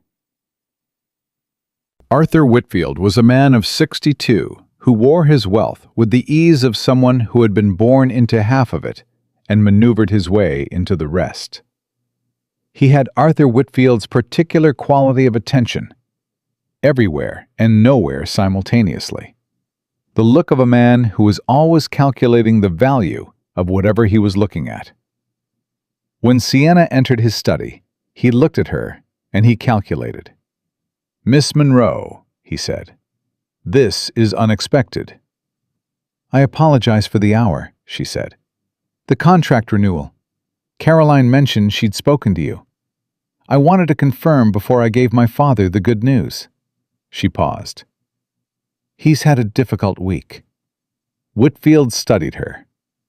"I heard something about Monroe shipping," he said carefully. "Some difficulty with your father's partner." "It's been resolved," she said. "Mr. Hale has left Charleston. The business is stable." She kept her voice entirely smooth. "The renewal?" Whitfield looked at her for a long moment. His study was exactly what she needed. A large desk with a correspondence tray on the left side, 3 stacks of bound papers, and a cabinet against the wall behind him that had a letterpress attached to it, the kind merchants use to keep copies of outgoing correspondence. "I'll have my attorney drop the renewal papers," Whitfield said. "Early next week." "That's very kind," she said. "May I trouble you for a glass of water before I go? It's been rather a long evening." He paused. Then he called for Caroline. The moment Caroline appeared in the doorway and Whitfield turned to speak to her, Sienna moved. She didn't have time to be careful. She crossed to the correspondence cabinet, pulled the top drawer, correspondence files, organized by month, and flipped to the most recent. Her eyes moved fast. She was looking for one name. Hale. H. There. 3 letters. She didn't have time to read them. She folded the top one and pressed it against her wrist under her sleeve, and closed the drawer and stepped back in less time than it took Caroline to cross the room with a glass of water. Her heart was slamming. Her hands were steady. "Thank you," she said, and she drank the water, and she smiled, and she left. She was half a block from the Whitfield house when Lewis fell into step beside her. He had been waiting in the shadow of the building across the street, exactly as they'd arranged. "Well?" he said quietly. She reached into her sleeve and produced the letter. He took it. He read it as they walked, quickly, the way he read everything, and she heard his pace change, just fractionally, the way a man's step changes when something confirms what he suspected. "It's an instruction," he said, "written 6 weeks ago. He tells Hale that the timing on the Monroe transfer must be before the Beaufort cargo clears, to avoid scrutiny." He paused. "He signs it A.W." "A.W.," Sienna said. "Not his full name." "No." He was careful. But careful men leave traces, and A.W. in Arthur Whitfield's correspondent files, in Arthur Whitfield's hand, directing a specific operation against a specific business. He folded the letter. "It's enough." Combined with the Colton account payment, it establishes direction. She looked at him. "Is it enough for Aldridge?" "It's enough for someone better than Aldridge," he said. "Pemberton is compromised. We can't use the local circuit. But there's a federal trade commissioner in Columbia who has been looking for a case that opens up Atlantic Meridian for 3 years. He paused. "He'll want this." They were 2 blocks from her father's house, and Sienna's legs were beginning to register the length of the day. Georgetown and back, the inn, Broad Street, the Whitfield study. And she was tired in the way you get when everything in your body has been operating at a heightened pitch for too long. She stopped walking. Lewis stopped beside her. "The 7 businesses," she said. "The man in Savannah. His family." "Yes," Lewis said. "When this goes to the federal commissioner. When it opens up Atlantic Meridian." She looked at him. "Will those businesses see restitution?" He was quiet for a moment. "Some of them, depending on what assets can be recovered from the consortium." He met her eyes. "I can't promise all of them." "But you'll try." Yes, he said. I'll try. And the simplicity of it. No qualification, no hedge, just the direct and unadorned commitment of a man who didn't make promises he didn't intend to keep. Did something to the tightness she'd been carrying in her chest for the better part of 4 days. She breathed out. Virginia, she said. You said before that's a longer conversation. He looked at the street ahead. It is. We're standing still, she said. And you said eventually. He was quiet for a long moment. A cart went past. Someone's door opened and closed, 2 houses down. Charleston at night moved around them, and he was still. My father built something in Virginia, he said. Smaller than what your father built. A mill and a dry goods operation in a county outside Richmond. He paused. When I was 19, a man came to town with capital to invest and references from Philadelphia. My father brought him in. He stopped. She waited. He left 3 years later with everything, Lewis said. The mill, the contracts, the land, all of it, through a combination of methods that were technically legal and entirely deliberate. He said it without inflection, the way you speak about something that happened long enough ago that the sharp edge has worn down, but the shape of it never changes. My father died the following winter. Heart, the doctor said. I have always thought it was something more specific than that. She did not say she was sorry. She looked at him steadily, because that was what he was offering her.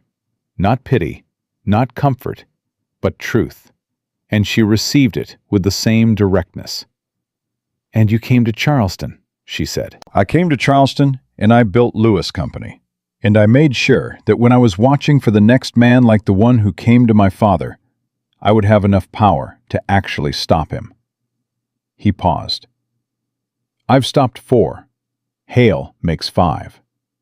You should have told me that from the beginning, she said. Instead of 14 months of watching my father, would you have believed me? He said. If I had appeared at your door 14 months ago and told you your father's partner was systematically destroying his business as part of a larger consortium operation, would you have believed a man you'd never met telling you to trust him? She opened her mouth, closed it. No, she admitted. No, he agreed. You would have been right not to. Trust requires evidence. He looked at her with those gray eyes. You gathered the evidence yourself. That's not incidental, Miss Monroe. That was the point.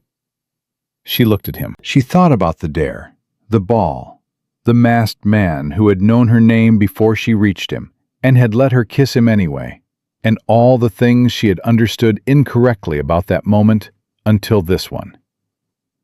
You were watching me, she said. Not just the accounts.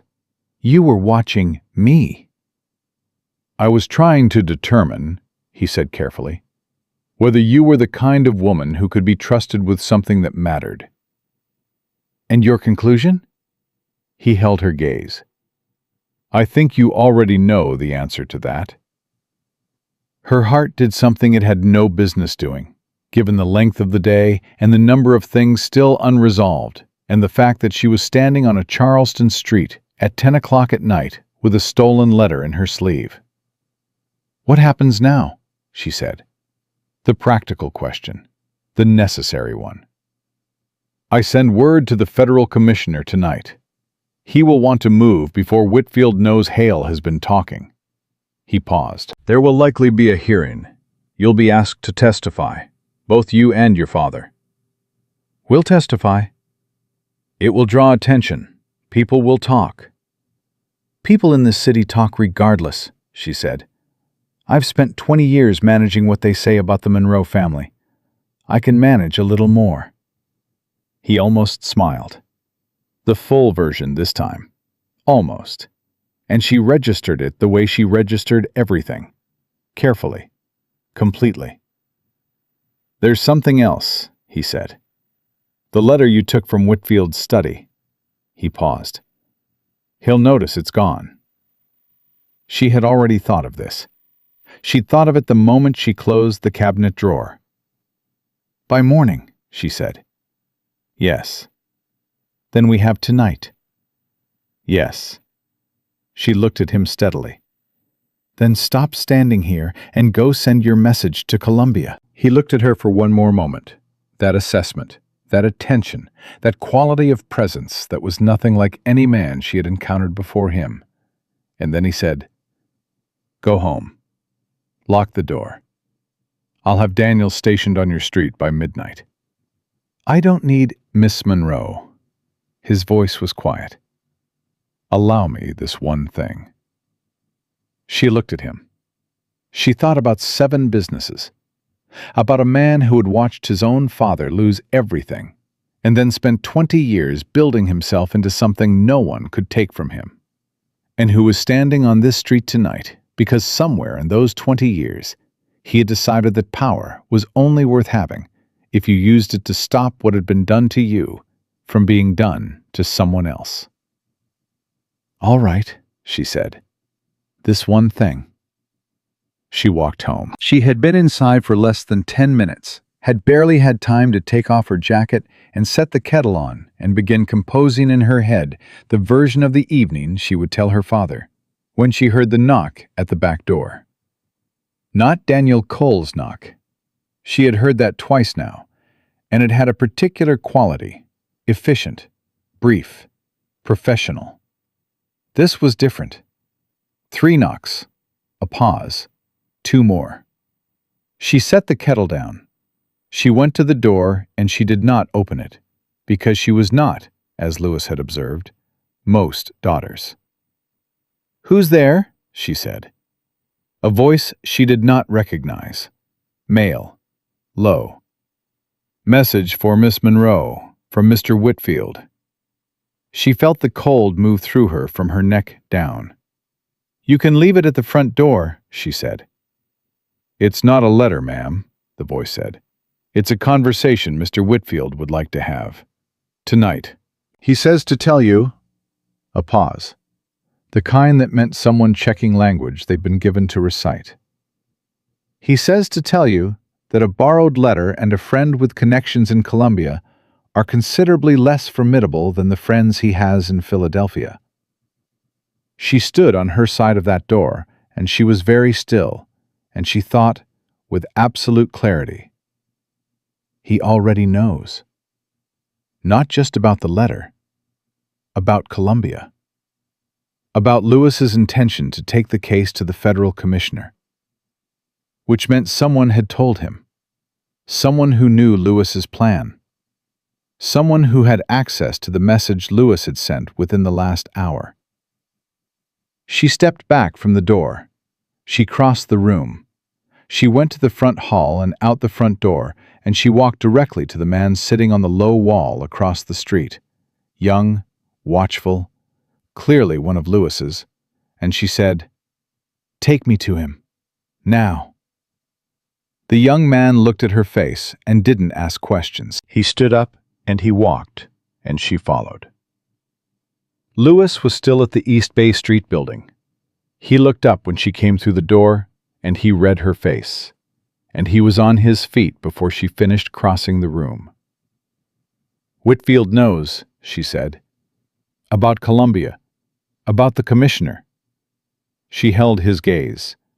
"Someone told him. Someone who knew your plan within the hour you made it." The stillness that came over Lewis was different from his usual stillness. This was the stillness of a man confronting something he had calculated as a possibility and hoped was not a reality.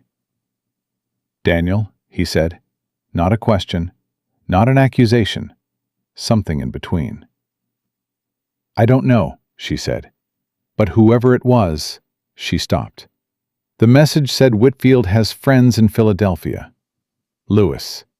If Atlantic Meridian knows we're moving toward the federal commissioner, they'll bury the accounts," he said, "and they'll come after everyone involved in the case." He looked at her directly. "Including you and your father."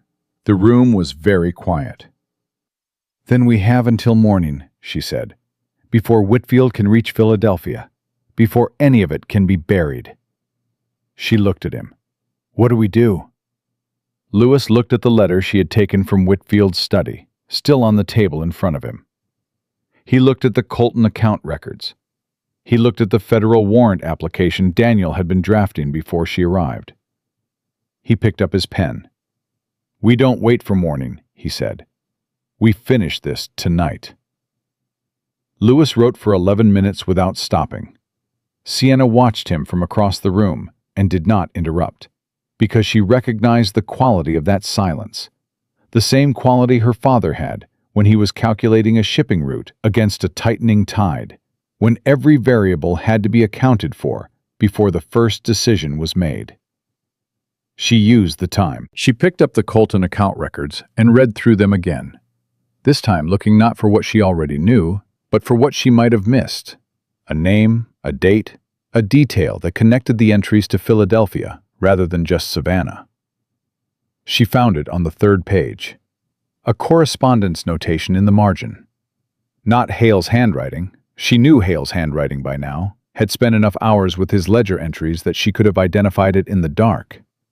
This was different, smaller, more controlled. Confirm receipt per AW instructions. Philadelphia account. Meridian Exchange, account 114. She set the page down in front of Lewis. He stopped writing. He read it. He looked up at her. Meridian Exchange, she said. That's a Philadelphia clearinghouse. Yes, he said. And account 114. He opened the bottom drawer of his desk and produced a document she hadn't seen before. A dense column of account registrations. Is registered to Atlantic Meridian Trading Company. He looked at her. This is the direct link. The notation in Hale's own records, in a hand that is not Hale's, connecting the Colton account to a Philadelphia corporate account. He paused. Where did you find this? Third page, left margin. I nearly missed it. He looked at the notation again. Then he looked at her with the full weight of that gray attention. You didn't miss it, he said. No, she said. I didn't. He picked up his pen and added 3 lines to the document he was drafting. This changes the application significantly. With this notation and the Whitfield letter establishing direction, I can file for a federal warrant, not just a hearing request, a full warrant for the seizure of Atlantic Meridian's Charleston-based assets. He paused. But I need it witnessed and signed tonight, before Whitfield moves. By whom? He looked at her steadily. I know one man in this city who has federal standing, who is not compromised by Pemberton, and who will open his door at 11 o'clock at night if I knock on it. A pause. His name is Harlan Cross. He's a federal trade adjudicator. He's been in Charleston for 6 weeks on a separate matter. He held her gaze. He's also been trying to build a case against Atlantic Meridian for 2 years without the kind of documentation I now have on this desk. Sienna understood immediately. He'll move tonight. He'll move tonight, Lewis confirmed. If I reach him before Whitfield does. Then go, she said. Right now. Don't send a message. Go yourself. I'll stay here with the documents. Alone? Lewis. She said his name without the Mr. for the first time, and she felt them both register it. I have been in this building, in this city, and in your offices for 4 days making decisions that mattered. I can sit in a locked room with a stack of papers for an hour. She held his gaze. Go. He was on his feet before she finished. He picked up the warrant application and the Whitfield letter and the Colton account pages with the marginal notation. He looked at her one more time. That look, that complete and unguarded version of his attention that he gave things and people that genuinely mattered to him. And then he was gone. Sienna locked the door behind him. She gave herself 30 seconds of stillness. 30 seconds to acknowledge that her hands were cold and her chest was tight, and that somewhere in the course of the past 4 days she had developed, entirely against her better judgment, a feeling about Brandon Lewis that was going to require significant management in the weeks ahead. Then she went back to the papers. She was looking for Daniel Cole. Not because she was certain. She was not certain, and certainty mattered. She had learned that from watching Lewis build his case over 14 months. But because the leak had been specific. Whoever had warned Whitfield had known not just that Hale was arrested, but that Lewis intended to take the case to a federal commissioner in Columbia. That information had existed in precisely 3 places tonight. In Lewis's mind, in the letter he had sent, and in the room on Meeting Street where she and Lewis had discussed it. Daniel had been there. Daniel had heard everything. Daniel had been the one to say, in the Georgetown Inn, "We count 7 businesses," a number that required access to records well beyond what a simple associate would carry. Daniel knew the Savannah files. Daniel had arranged the messenger. Daniel had been, for the entirety of this operation, the man who handled the practical machinery while Lewis handled the strategy. She found what she was looking for in the correspondence tray on Lewis's secondary desk, the smaller one near the window, which she had not examined before. A sealed letter, unsent, addressed in Daniel Cole's hand to a name she didn't recognize. She did not open it. She set it in the center of Lewis's main desk where it would be visible the moment he returned, and she put her hand flat on top of it, and she felt the specific coldness of a confirmed suspicion. 20 minutes later, the back door opened. She was on her feet before the sound finished. She had the letter in her hand, and she was 3 steps from the desk when the door to the office opened, and Daniel Cole walked in. He stopped when he saw her. He looked at the letter in her hand. He looked at her face. "Miss Monroe," he said. His voice was entirely steady. "Where's Lewis?" "Out," she said. "What are you doing here, Daniel?" "I came to check the documents. Lewis sent word." "Lewis sent no word," she said. "He left 12 minutes ago, and I've been in this room since then. No messenger came in or out." She looked at him directly. "How did Whitfield know about Columbia? About the federal commissioner?" The steadiness in Daniel's face held for another 2 seconds. Then it broke. Not dramatically, not into guilt or fear, but into something more complicated than either of those. Something that looked almost like exhaustion. "You already know," he said. "I need you to say it." He pulled out the chair near the door and sat down. He put his elbows on his knees, and he looked at the floor. "Whitfield has my brother," he said. "In debt. Serious debt. The kind that doesn't get settled with money. My brother made a transaction through one of Whitfield's intermediaries 2 years ago that was not entirely legal. Whitfield has been holding it over him since." He looked up. "I didn't give Whitfield everything. I kept back the Colton notations. I kept back the identity of the federal commissioner. I only told him that Lewis was moving toward Columbia." "That was enough," Sienna said. "I know." He held her gaze. "I'm sorry. I know it doesn't fix anything." Sienna looked at him. She thought about 7 businesses. She thought about what Lewis had told her in that conveyance, the instrument and the men who directed him. And she thought about how far the architecture of a thing extended before you found the actual foundation. "What does Whitfield have on your brother?" she said. "Specifically." "A forged bill of sale. My brother sold land he didn't have clear title to. He didn't know the title was unclear. Whitfield's man had told him the deed was clean. But the documentation Whitfield holds makes it look deliberate." "Is it enough to imprison him?" "Enough to ruin him," Daniel said. "Which, for a man with a wife and 3 children, is the same thing." Sienna was quiet for a moment. The Colton accounts, she said slowly. Whitfield's payment in those accounts. If that payment becomes part of a federal proceeding, and the broader Atlantic Meridian conspiracy is established, every arrangement Whitfield used to control people becomes vulnerable. Every forged document, every manufactured debt. She looked at Daniel. If Atlantic Meridian falls, the thing Whitfield holds over your brother falls with it. He stared at her. You can't guarantee that.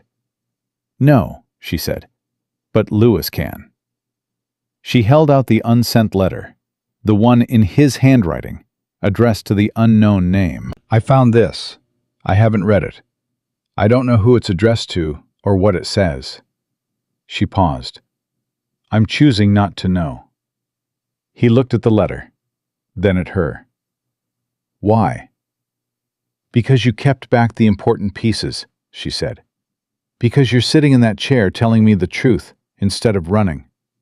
And because Lewis built this entire operation on the principle that stopping the instrument doesn't stop the system.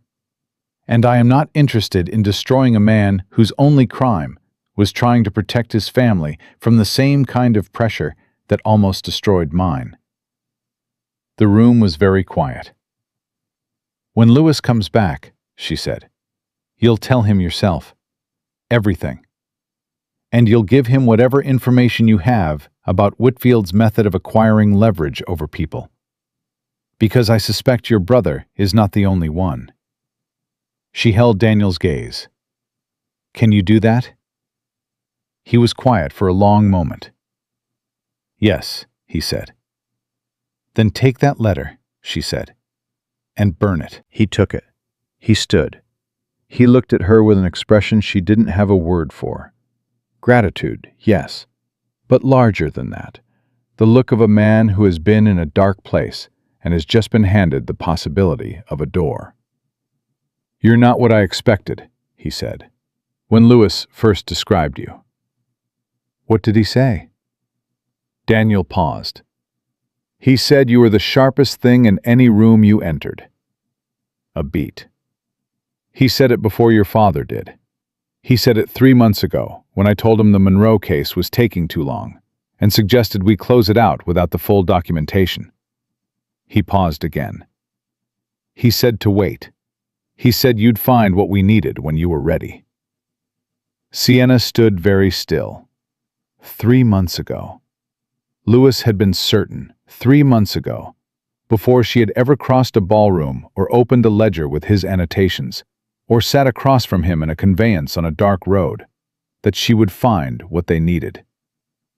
She did not have time to process the full weight of that. Lewis was back. He came through the door, and he read the room in 1 second.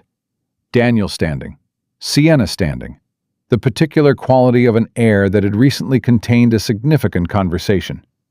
And he looked at Sienna. She looked at Daniel. Daniel told him. Lewis listened without interrupting. He stood in the center of the room with his hands at his sides, and he listened to everything Daniel said. The brother, the forged deed, the 2 years of Whitfield's leverage, the partial leak to protect a family. And when Daniel finished, the room waited. Lewis looked at Sienna. She looked back at him steadily. He looked back at Daniel. The names, he said. The other people Whitfield holds leverage over. How many do you know? At least 4, Daniel said. Possibly 6. Write them down, tonight. Every detail you have. He paused. And then I want you in front of Harlan Cross tomorrow morning, prepared to testify to everything you just told me. Daniel looked up. You're not. Your brother's deed situation will be addressed, Lewis said. It was not a promise decorated with sentiment. It was a statement of what would happen, delivered with the same certainty with which he stated all facts about the future.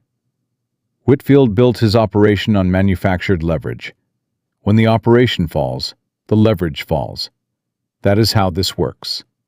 He paused. I need your full testimony. That is the trade. Yes, Daniel said. "You'll have it." Lewis nodded once. Daniel left. And then it was just the two of them in the room, and the stack of documents on the desk, and the night outside, which was beginning, almost imperceptibly, to lighten at the edges. "Cross?" Sienna said. "Did you reach him?" "I reached him," Lewis said. "He's been awake since I left.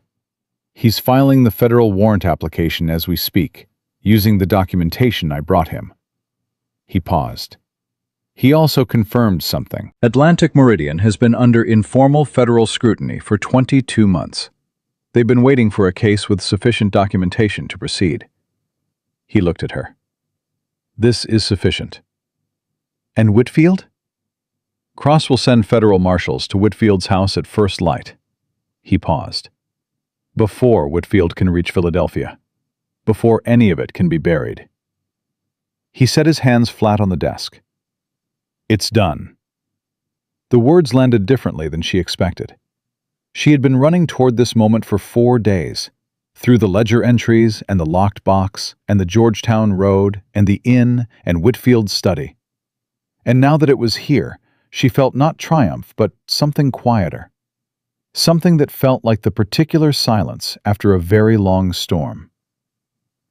"My father," she said, "will have his contract back by end of week. The 4,000 in restored accounts will be processed through legitimate channels within the month. The Nassau route is intact." He paused. "Monroe shipping will be solvent for the foreseeable future," she breathed in. "And the 7 businesses."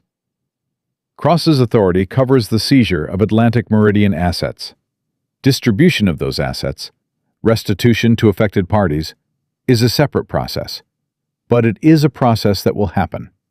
It will take time, but it will happen. He met her eyes. "I will make sure it happens." She looked at him for a long moment. She believed him. She believed him the way you believe things that have been demonstrated rather than promised. Through evidence, through action, through 14 months of watching a man build a case against injustice with the kind of patient, methodical commitment that most people can't sustain past the first obstacle.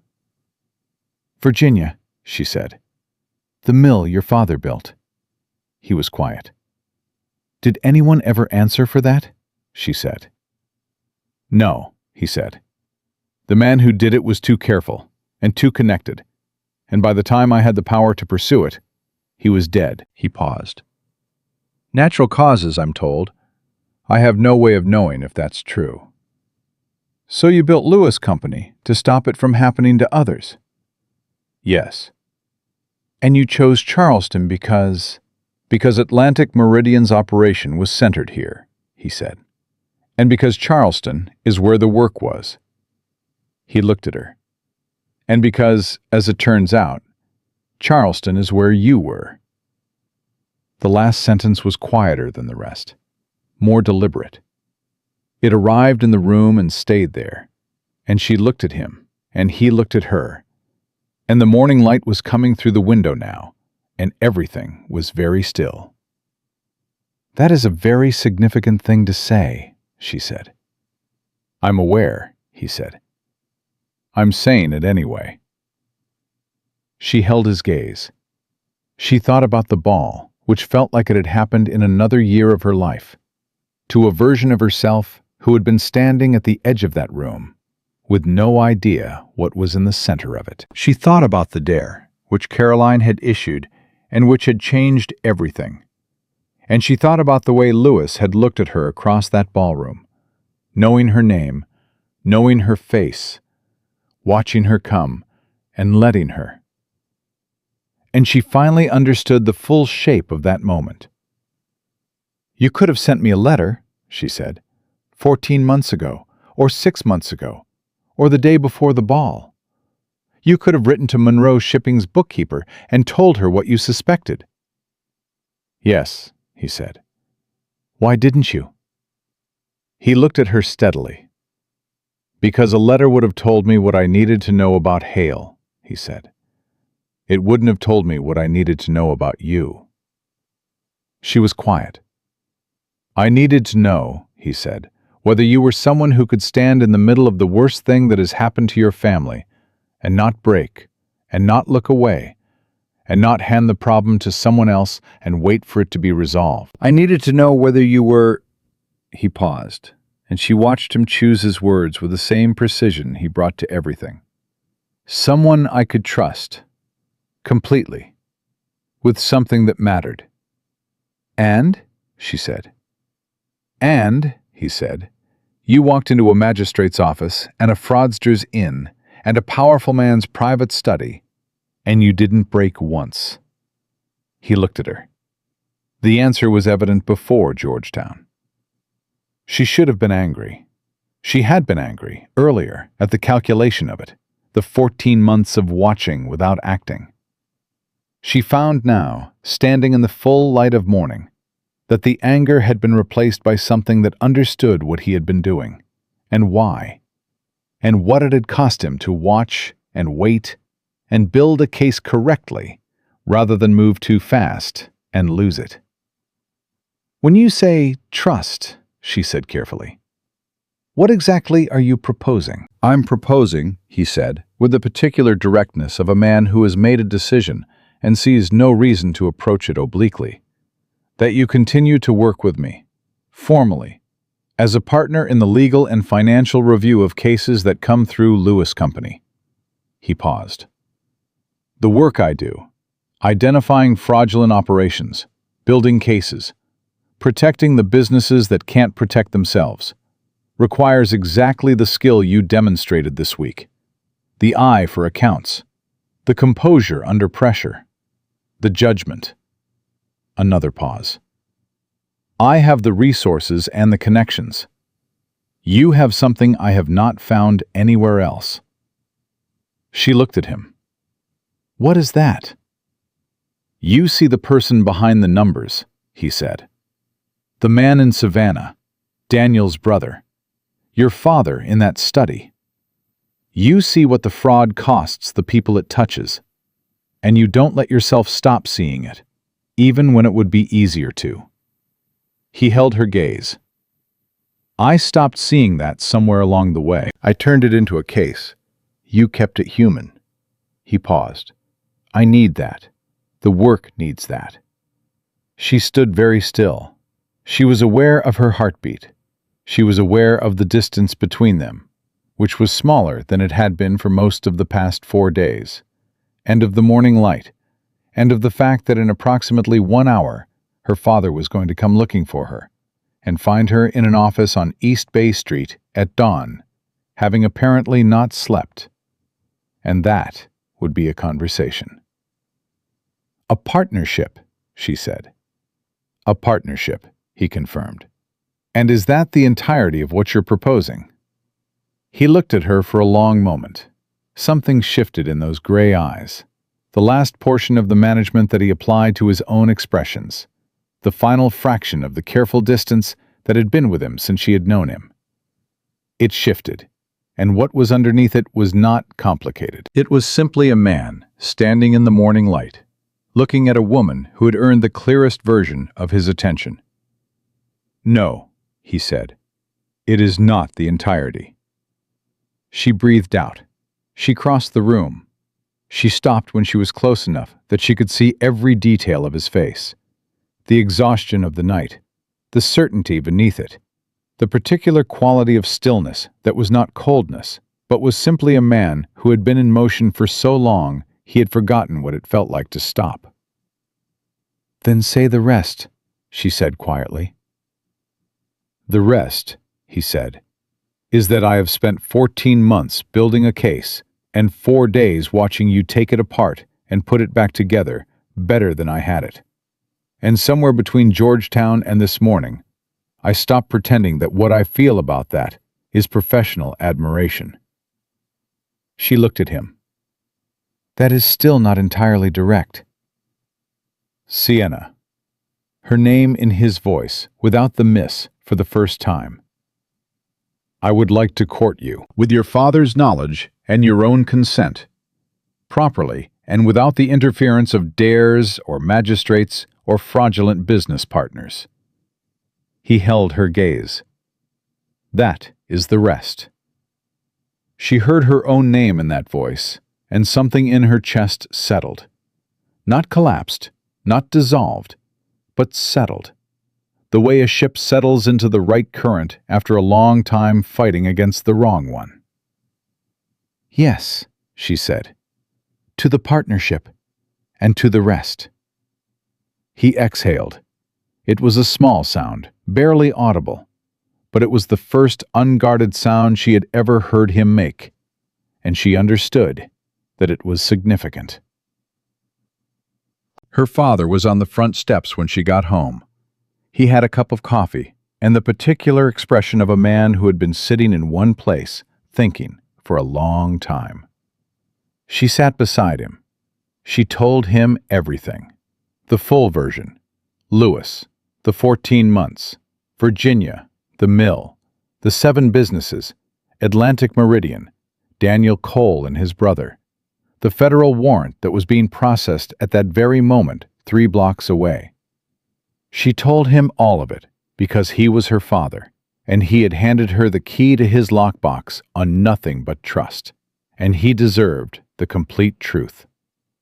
He listened. He drank his coffee. He looked at the street. When she finished, he was quiet for a long moment. "He was watching us for 14 months, he said. "Yes. And he let Hale keep going. To build the case. To stop him permanently." Her father was quiet again. "That's either cold-blooded or principled," he said.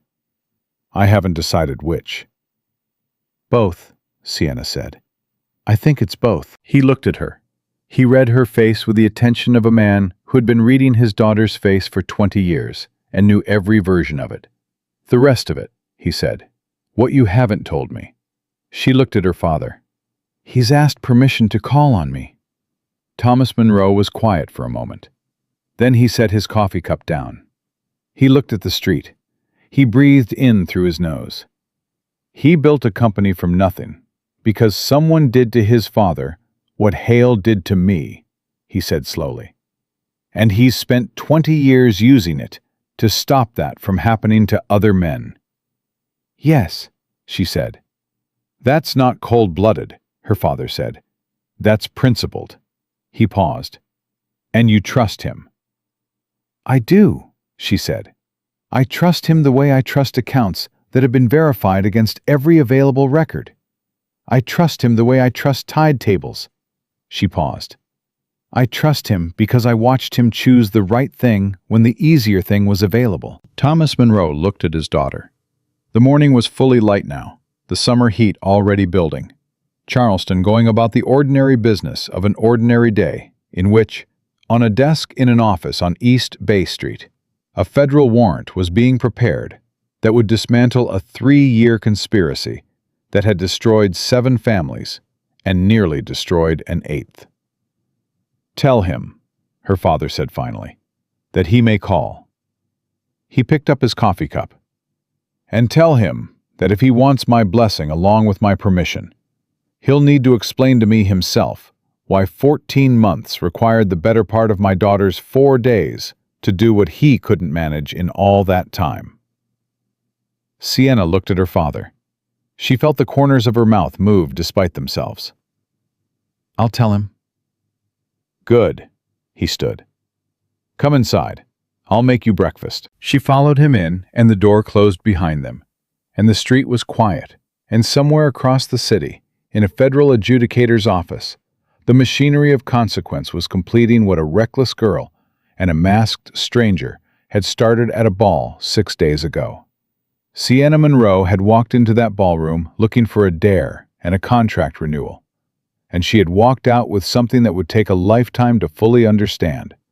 A partner who matched her, a fight worth finishing, and the certain knowledge that the most important thing she would ever do in her life had not yet begun.